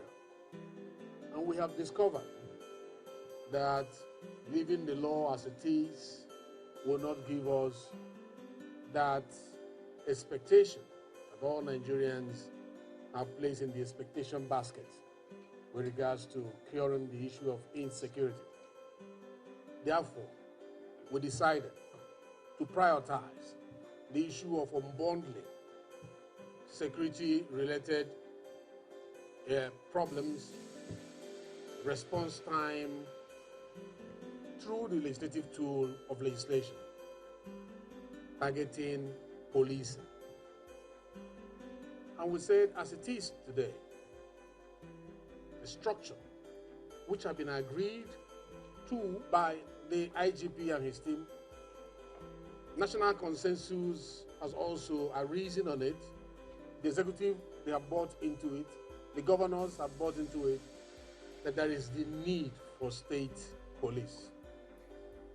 And the Constitution as it is, if allowed as it is, especially Section 214, and other consequential amendments in that particular Constitution, would not bet the state police that will guarantee what we'll be looking for in the space of security.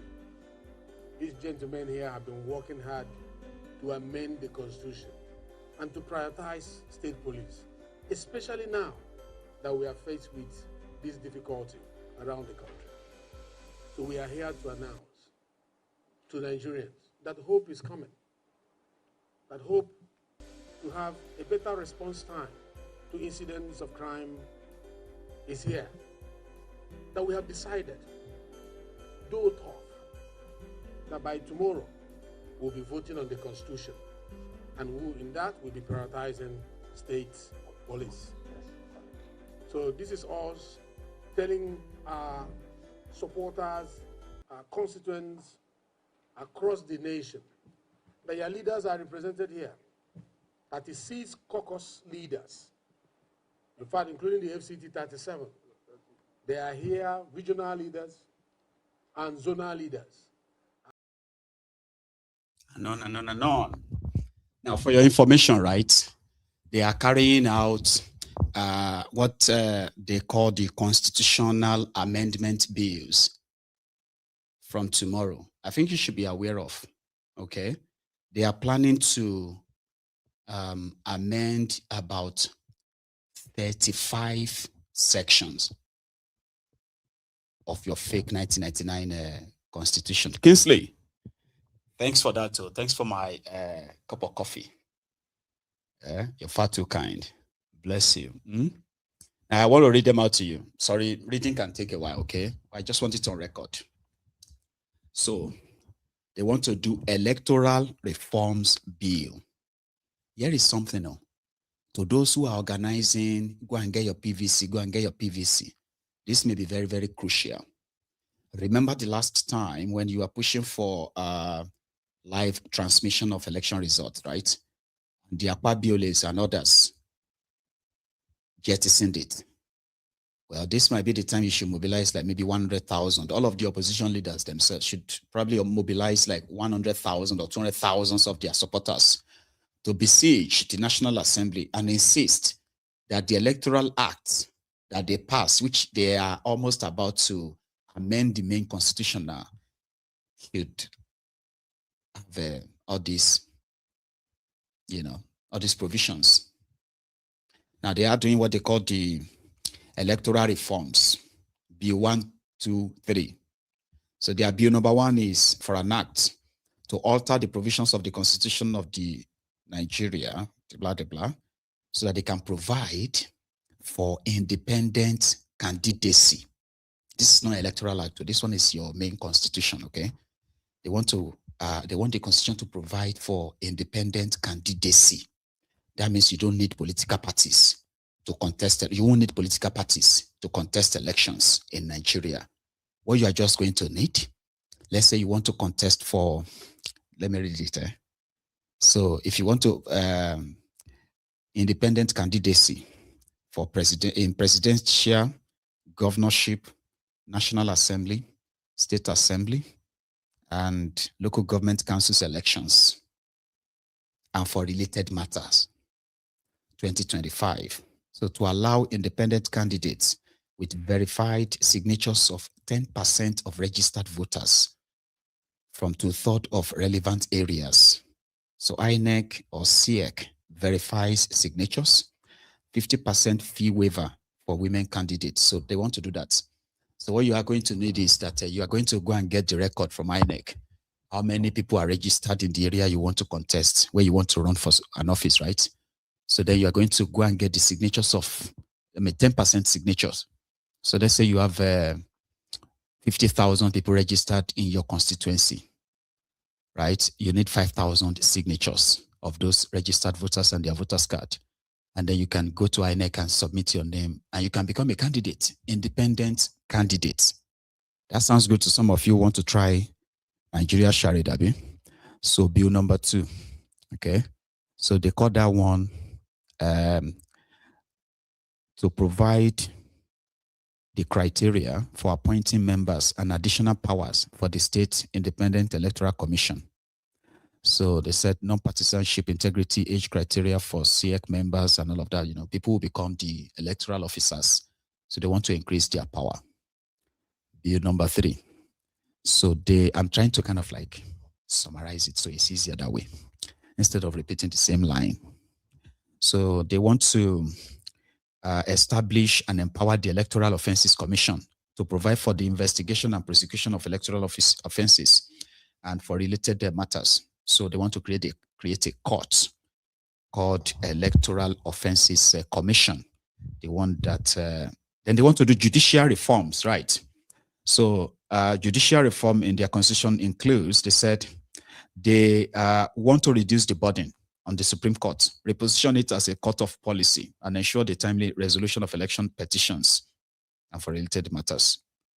So again, judicial reform. They also want to provide for the regulation of the jurisdiction of the Supreme Court and the Court of Appeal to explain their jurisdiction. I don't know if that's not really explained in your 1999 Constitution. So they also have a part where they also want to empower judges elevated to higher courts to include part-head criminal matters pending before them, to part-head the criminal matters pending before them prior to their elevation and for related matters. So which means if there is a judge that is currently hearing a case, a criminal case or whatever, and then that judge got promoted, meaning he or she is going to leave that court to another higher position. So they want to make it a law that that judge can still partly hear the case or maybe even give judgment. What else is there? Security and policing. This one is about the state police. They said they want to provide for the establishment of state police. So replaces references to Nigerian police force with police in relevant section to enable state police. Do you get that now? So Nigerian police will now be called just police. And then you are going to have another police called state police. Yeah? So there is another one in that amendment, which is that to provide for the financial independence of the armed forces of the Federation.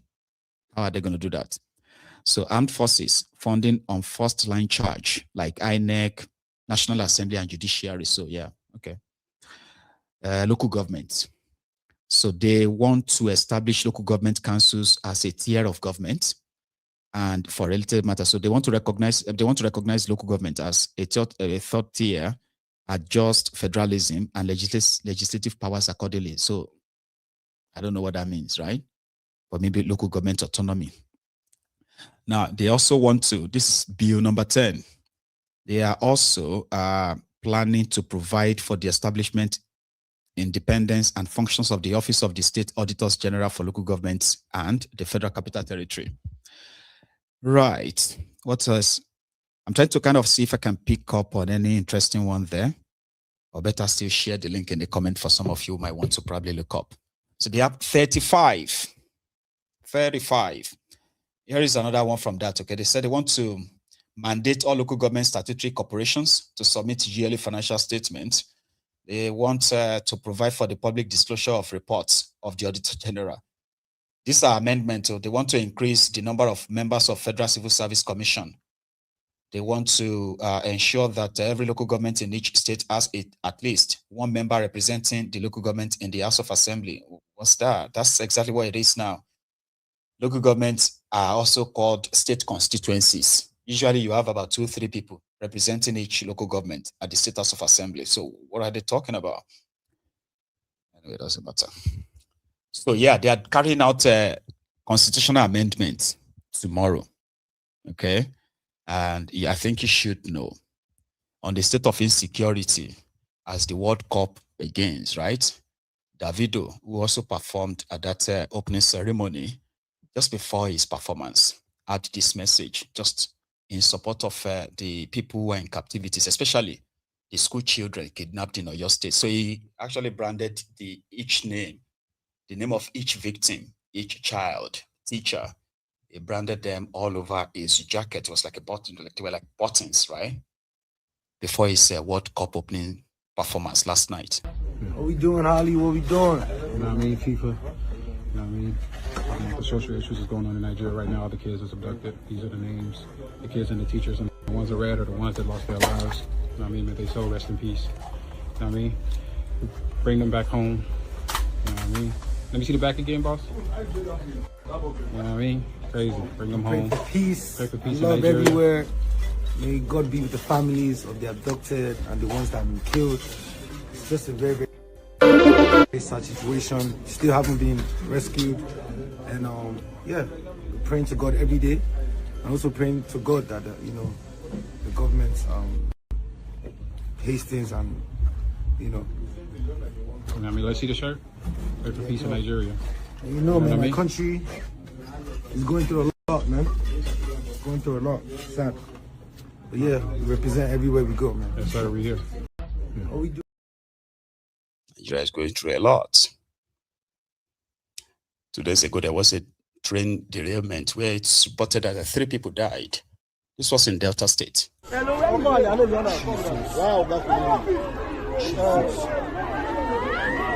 Many Jews.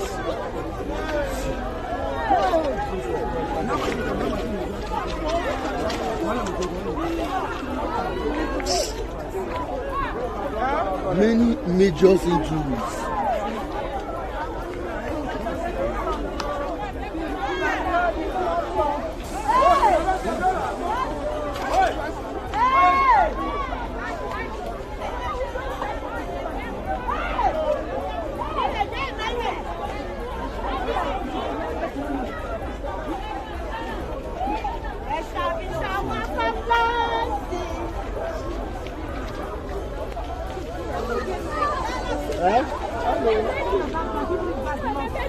Young life and another one family.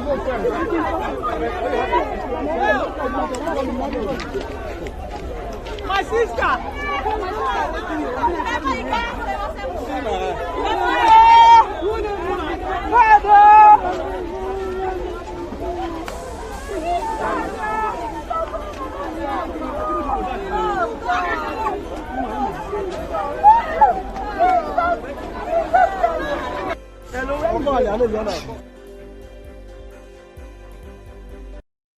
It was a sad one. And then, was it yesterday or this? Okay, yesterday. There was this mild drama where one, what do you call it, Bombardier Challenger, an aircraft that just missed his own track, landing at the same Delta, at an airport in Delta State. Missed it, ended up on a road that leads to the second Niger bridge. Ogwachi Uku, an area called Ogwachi Uku. A plane landed on an ongoing project, road project, then took off before the pilot. Before the pilot was like arrested, and the plane itself grounded in Lagos.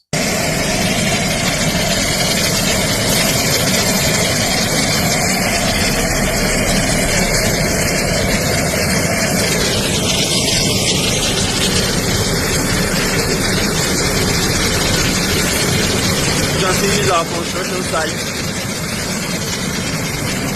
This is the second Niger road. We are constructing. Was it surprised?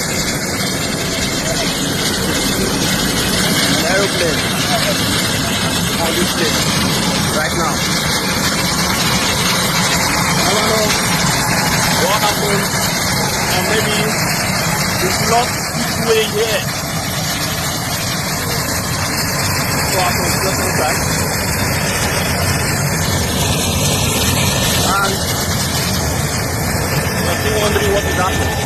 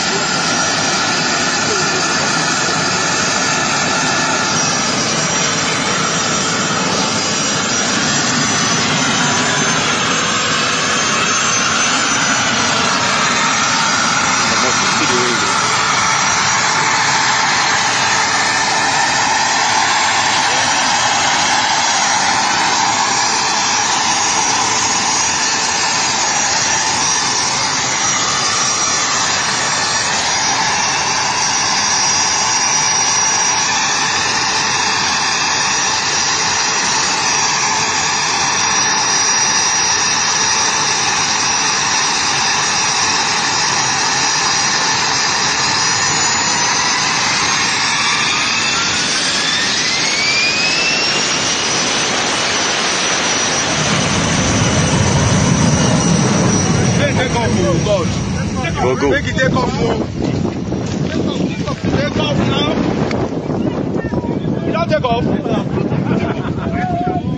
You don't go. No. You never go. Don't go. Don't go. Hey. You didn't see him. I know they will see for the video.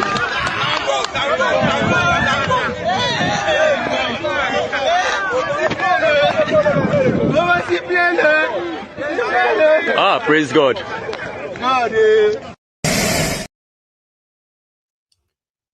Imagine when you are doing your road construction, and then you just realize that something is like coming down, like that is about to just land. It actually landed. So right now the pilot is said to have been sanctioned. Possibly his flight license has been suspended as well while they launch a probe into what happened. But the preliminary report said that he missed the airport. He ended up landing on a road construction site. Nigeria. And a lot happens, by the way, because a few days ago, we were talking about the abduction of the sister to the former minister in Ibadan when she was abducted, kidnapped, and along with her 2 sons, right? And then 2 days later, the Nigerian police got an intel. So they burst the house where she was being kept and accused, and they were rescued, unharmed. So today, they held a party. Yeah, I don't know what this is going to call, but maybe it is Thanksgiving or something. So at the house of Mrs. Adelabu John Paul, the former minister of darkness, a sister that escaped the wrath of kidnappers.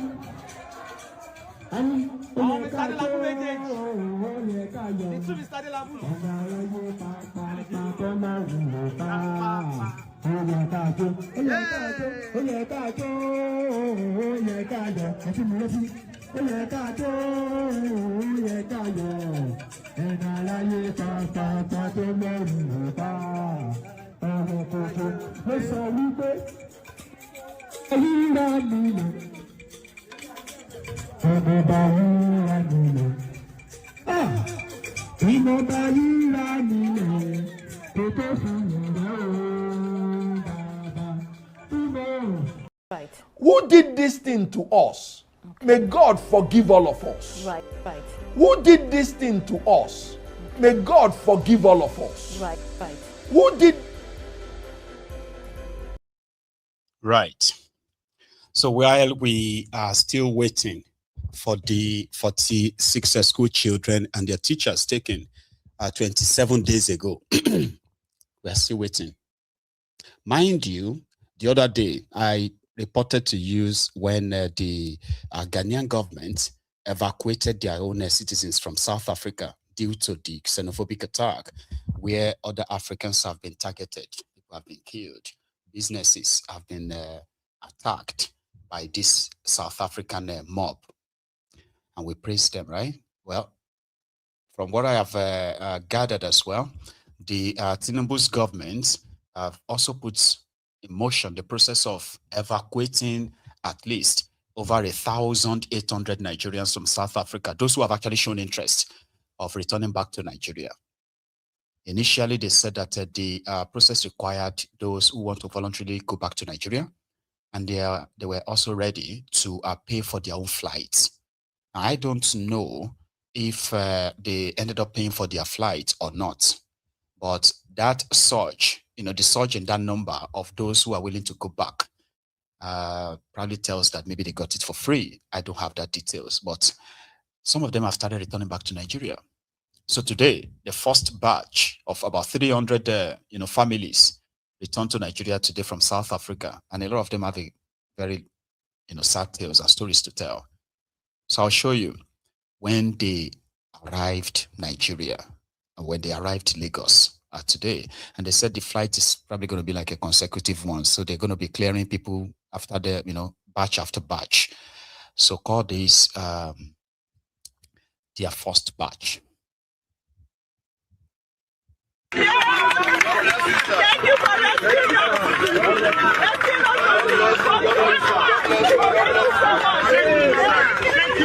God bless you. Thank you. God bless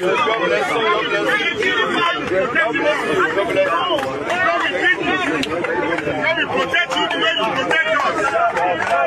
God will be with you, Mama. You save our life. God will bless you. God will protect you the way you protect our life. Thank you. Morning. We appreciate you. On your mandate, we stand. For what you did for us, we appreciate you.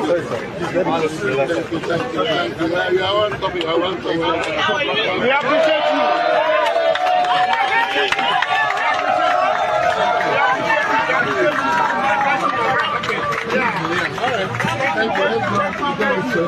Thank you guys. Thank you for this. We are really grateful. Where's it? Okay, follow this. Thank you.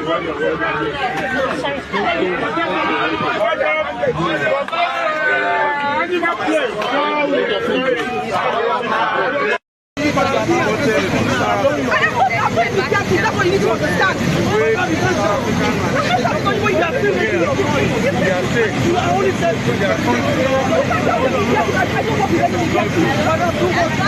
The first set of Nigerians returning from South Africa.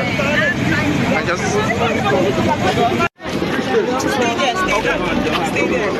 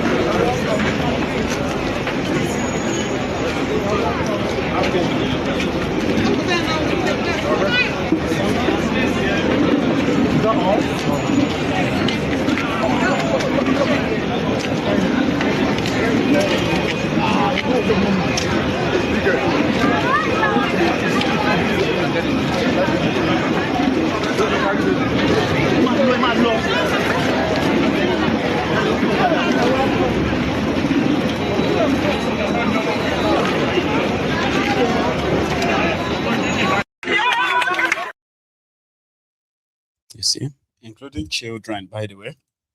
And then at the same spot at the airport, the MTN Nigeria gave every person a gift or support of 100,000 naira. It was announced in this clip. MTN is here.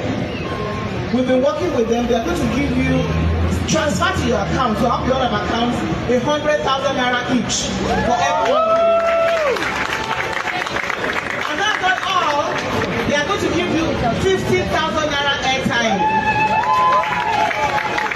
And they will also be giving you starter packs. So you can have phones to use when you get home. So we have NDC here. NDC is here. National Identity Management Commission. We brought them here. Now, for those of you without your NIN, you can get your NIN. Then when it's ready, MTN will tell you more when it's over on how you get your starter packs immediately, even without your NIN. And then secondly, state governors. How many of you are here from Imo State? Imo, let me see your hands. Is that all? Okay. Governor Hope Uzodimma said we'll also get your account numbers and it's going to transfer 1 million naira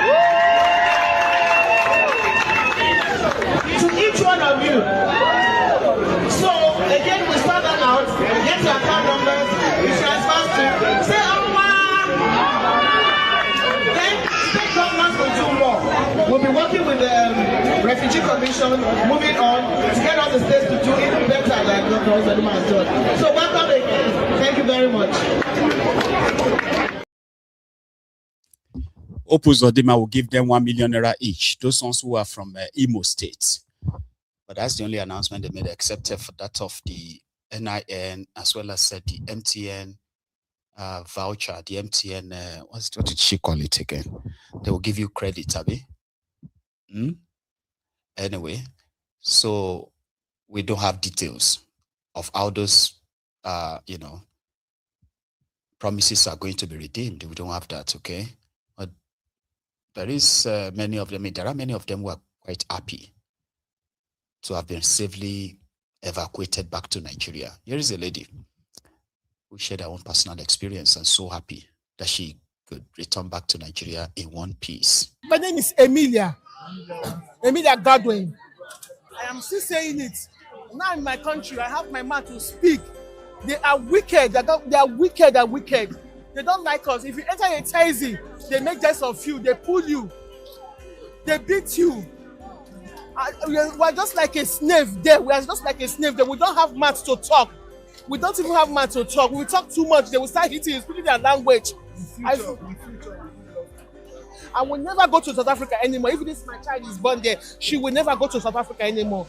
This great opportunity I've been waiting for since 2014. I came to South Africa. I started seeing this sign 3 years, but I didn't see this opportunity to come back. They are wicked. The woman there is useless. Even though they saw that you are married, don't care. They want to have a child with Nigerian man so that they can take their property and kill them. The way they killed my husband. So I cannot go back to South Africa anymore. I'm 45. How many kids do you have? I have one. Because those women, after one children, when I came there, those women, they don't want me, my husband, to come close to me, to give me another child. And that place is full of muti. Muti is juju. They do it. They like love passion. Number one, South Africa. Love passion. They can do it properly and take your men. All the whole Nigerian men that have the children there, their child is lost and they can't come back home because South African woman. They can't. And they're bearing Nigerian name. Even it's by God's grace I came to this up. Even they think that even the way the immigration there that's interviewing me. I said, where is the father? I said the father is dead. I'm the mother, everything is there in the paper. But it took time. It's my own brother in the embassy there that make it impossible. My name is Emilia. They took her husband from her. So you can tell you about the pain, right? So South African women, South Africans have shown us shaking. So our own personal experience is like, that place is a net place, hell. And there are so many of them too who are grateful that they have their life in one piece. But they are welcome to Nigeria, right? Where those in Nigeria, those they left in Nigeria and they are now meeting back in Nigeria, have to also between the economy created by the APC. I really do hope that they actually redeem all those promises. If they are true Nigerians, right, they probably won't expect any of those promises, or many of them, never to be redeemed. Not the ones promised by the politicians, though, right? Except if it is rice.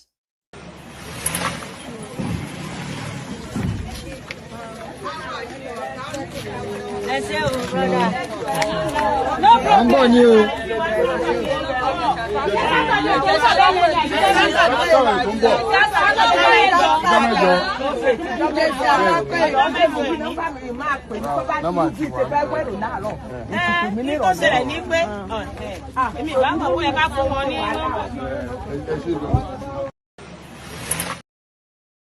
For that.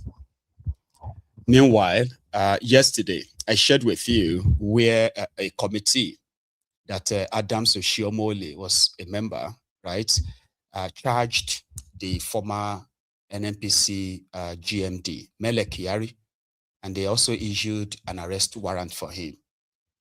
Today, at the plenary, Okweyewon Bamidele overturned that. And in fact, they thrown it at Oshiomhole that he didn't have such power to issue an arrest warrant for anybody. Okay? And they did simply because Mele Kyari won't show up. They've invited him, they've threatened him, they've done a lot. He just never cared. It seems like he's also been protected by some higher forces or something, like Okweyewon Bamidele. So there will be no arrest warrant for Mele Kyari, at least not for now.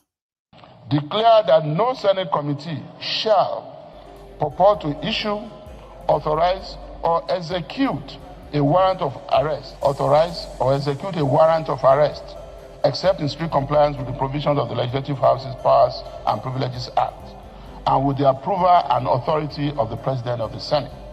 3. Dissociate the Senate of the Federal Republic of Nigeria from comments attributed to distinguished Senator Adams Aliyu Oshiomhole, describing NNPC, among other statements, as a bunch of criminals and thieves, and clarify that such remarks do not constitute the official position, finding, resolution, opinion, or determination of the Senate. Would discountenance the purported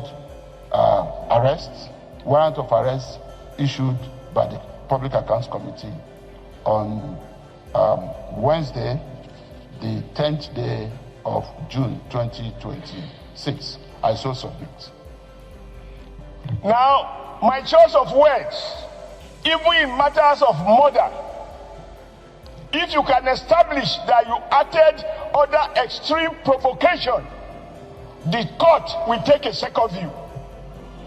This Senate, under your leadership, was being attacked. Our collective integrity was called into question. You were accused of nominating your children to work in NNPC. And here we're asking questions about 210. But what I want every member of the House to hear is that 2 issues. But NNPC claim over 107 million was in banks that have been liquidated. Without listing the name of the banks. Second, that about 103 trillion naira was by drivers and tankers that carry product of NNPC and they cannot account for it.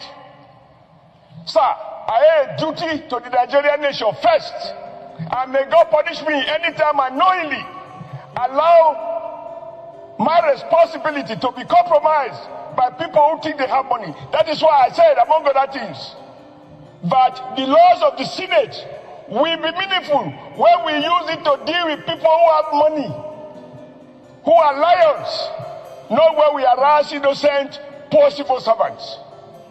I said so. Now, with regards to my use of the word thieves, I acted under provocation because your distinguished members were being attacked unjustly, and I thought I have a duty to defend all of us under extreme provocation that a man who cannot account For 107 trillion, he claimed I deposited in various banks that have gone into liquidation. He did not name the banks. He did not name the amount. And the auditor said, this is not correct. Not my opinion. That is the auditors. 9 times on your authority, we invited them. 9 times he did not show up. So is that an embarrassment to me or to you? Declare that no Senate committee. 9 times they invited Mele Kyari, who told the Senate that the money they were looking for, they were in certain bank accounts, but they did not give the bank accounts. They did not give the bank names. And yet, in their own supposed audited account, it stated that we spent 107 trillion naira on transferring products across Nigeria using tankers. That's what they use 110 trillion naira to pay for. 103 trillion. 107 trillion is in a certain bank account, but there is no name of the bank. There is no bank account details, no nothing, just number. And that's it. 210 trillion naira missing. It was actually $210 billion using the old exchange rate. Too. If you use the current exchange rate with the money those guys stole under Bukwari, you'll be talking about 400 trillion naira stolen by some group of people.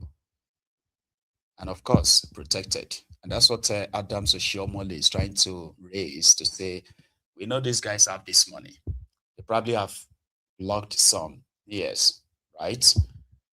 But somehow, you still need to probe them, but they don't want them probed. They said his language was offensive, doesn't represent the position of the Senate.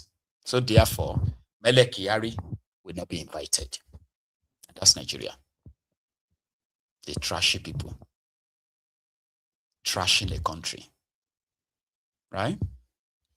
Gamblers, those who are in the business of gambling, those of you who have become possibly, regular gamblers, sometimes it seems like, well, I don't know, maybe all the time anyway, so it's like a loss of money.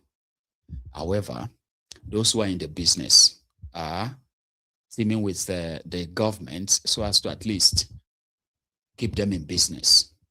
So they have this social responsibility something, right?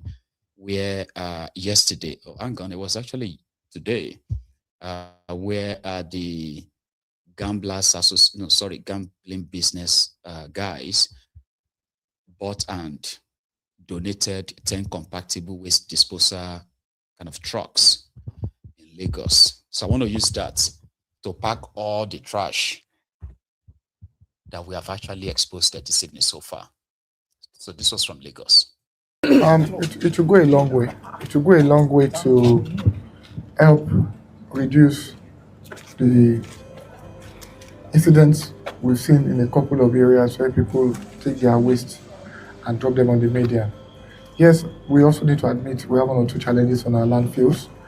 Challenges and borders on infrastructure, and we are working on that assiduously to get them fixed. Iwe-Elepe, Badagry, and Olusosun have issues with the road network leading to the landfills. We are working around the clock within the next few days to get it fixed.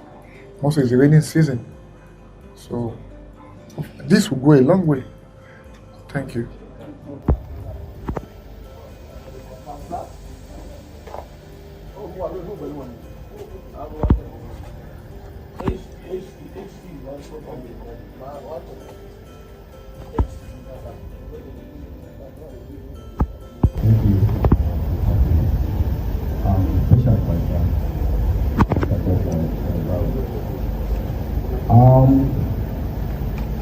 As a responsible government, our agency is tasked with the duty of taking some interventions and supporting all government. Of course, that through the authority and approval. I don't think it's enough.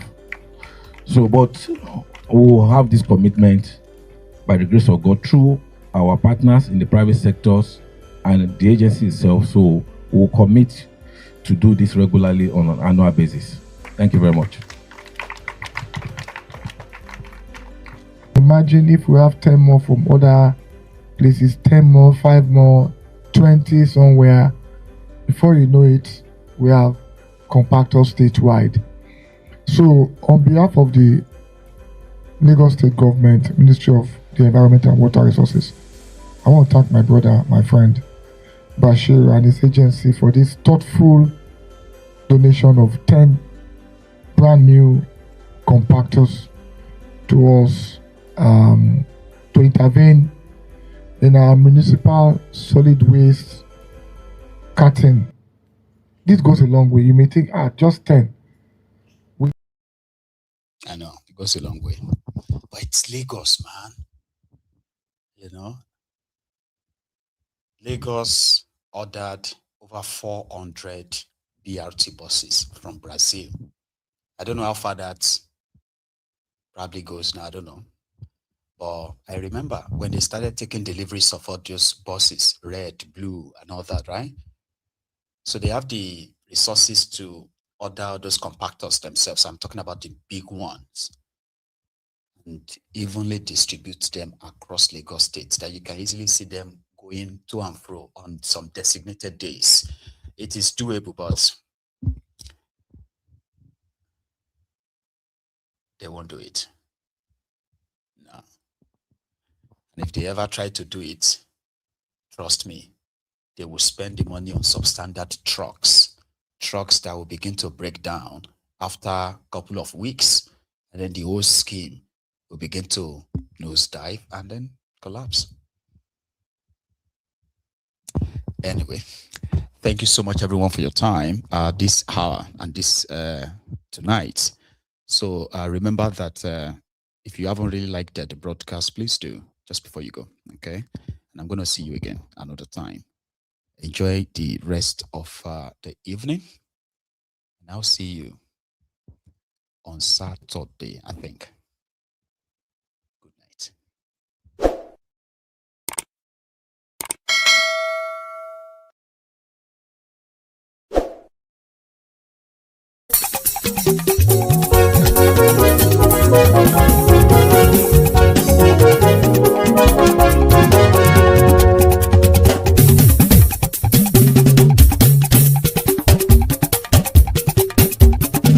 Mayegun làwa mọ̀ làmọ̀ tó dòdòdò. Mayegun dayari Mayegun number one. Mayegun làwa mọ̀ làmọ̀ tó dòdòdò. Mayegun dayari Mayegun number one. Mayegun ti dé o ọ̀rẹ́ ara ìlú. Mayegun dayari Mayegun number one. Lórí Facebook, lórí YouTube. Mayegun dayari Mayegun number one. Gbogbo bó ṣe ń lọ ni Mayegun já wa sí. Mayegun dayari Mayegun number one. Àṣírí ọ̀jẹ̀lú kì í bò níbẹ̀ o. Mayegun dayari Mayegun number one. Bó bá ṣe eré àní Mayegun máa wí. Mayegun dayari Mayegun number one. Ó sì tún ṣe eré wàá gbọ́ níbẹ̀ o. Mayegun dayari Mayegun number one. Mayegun dayari politico. Mayegun dayari Mayegun number one. Godfatherism kò sí lọ́rọ̀ Mayegun. Mayegun dayari Mayegun number one. Ẹ farabalẹ̀ sẹ́ o kẹgọ́rọ̀ lẹ́nu o. Mayegun dayari Mayegun number one. Àní Mayegun làwa mọ̀ tó dòdòdò. Mayegun dayari Mayegun number one.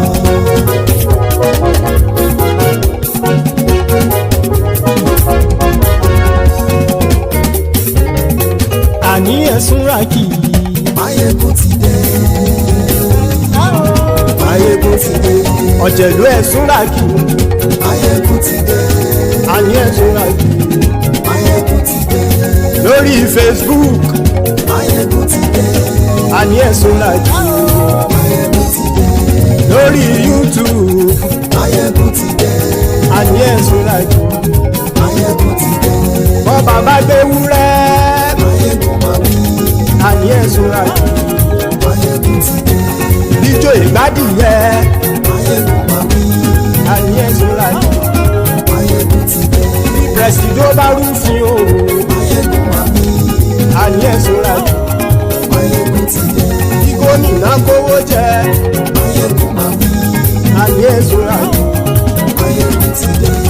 ọlọ́pàá tí ń darí bá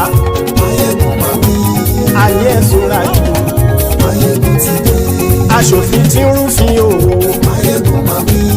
àní ẹ̀sùn rájì òpùrọ́ olóṣèlú àní ẹ̀sùn rájì ọ̀jẹ̀lú ẹ̀sùn rájì àní ẹ̀sùn rájì.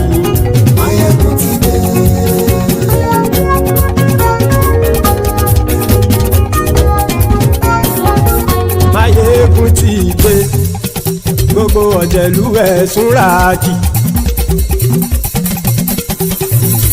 Máyégún ti dé gbogbo ọ̀jẹ̀lú ẹ̀sùn rájì.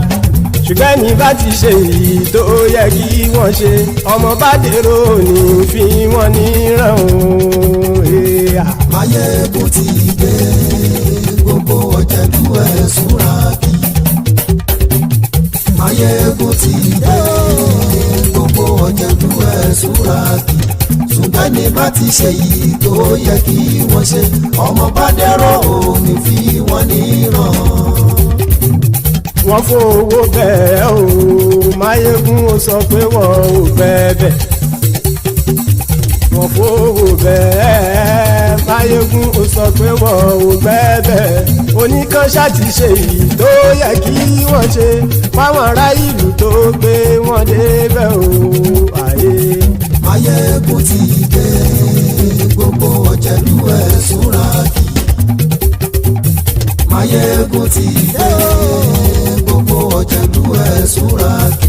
Ṣùgbọ́n ní bá ti ṣe yìí tó yẹ kí wọ́n ṣe ọmọ bá dẹ́rọ̀ ò ní fi wọ́n níran. Kì máa yí ṣeré ọ̀rọ̀ yìí kì í ṣẹ̀fẹ̀. Kì máa yí ṣeré ọ̀rọ̀ yìí kì í ṣẹ̀fẹ̀. Ẹni bá ti lè lẹ́bọ̀ lẹ́rù o ọmọ bá dèrò kàṣàyè tú wọn síta. Máyégún ti dé gbogbo ọ̀jẹ̀lú ẹ̀sùn rájì. Máyégún ti dé gbogbo ọ̀jẹ̀lú ẹ̀sùn rájì. Ṣùgbọ́n ní bá ti ṣe yìí tó yẹ kí wọ́n ṣe ọmọ bá dẹ́rọ̀ ò ní fi wọ́n níran. Tẹnitẹni ọmọ Máyégún ọ̀rẹ́ ara ìlú mọ̀mọ́ ni mo fọlọ́hún ṣọ́ ẹ̀ bá kìlẹ́bù. Lóòótọ́ olódodo ìlú ọ̀tá ìlú mọ̀mọ́ ni ìwọ ṣá máa ń ṣọ́ra kò sì mọ́ bẹ̀rù. Bọ́tà ń lè rí bóníṣègùn lé káwọn mọ̀mọ́ fi ṣera wọn ni ó ti dẹrùn tí wọn ò gbọ́dọ̀ sì mọ́ bẹ̀. Èèpo ọ̀bọ lọmọ bá dérò tàjẹ́ ò gbọ́dọ̀ jẹ́ ó ti dọba lórí àbínú ẹni kò sì mọ́ fòyà. Àìsíwọ́lu ní ẹnìkẹ́ ìgbódì ẹyin lábàrá o ó kó ẹni tó bá dán o àkàmù. Máyégún ti dé gbogbo ọ̀jẹ̀lú ẹ̀sùn rájì. Máyégún ti dé gbogbo ọ̀jẹ̀lú ẹ̀sùn rájì o. Ẹni bá ti ṣe yìí tó yẹ kí wọ́n ṣe ọmọ bá dèrò ní fi wọ́n níran o. Máyégún ti dé gbogbo ọ̀jẹ̀lú ẹ̀sùn rájì. Máyégún ti dé gbogbo ọ̀jẹ̀lú ẹ̀sùn rájì. Ṣùgbọ́n ní bá ti ṣe yìí tó yẹ kí wọ́n ṣe ọmọ bá dẹ́rọ̀ ò ní fi wọ́n níran.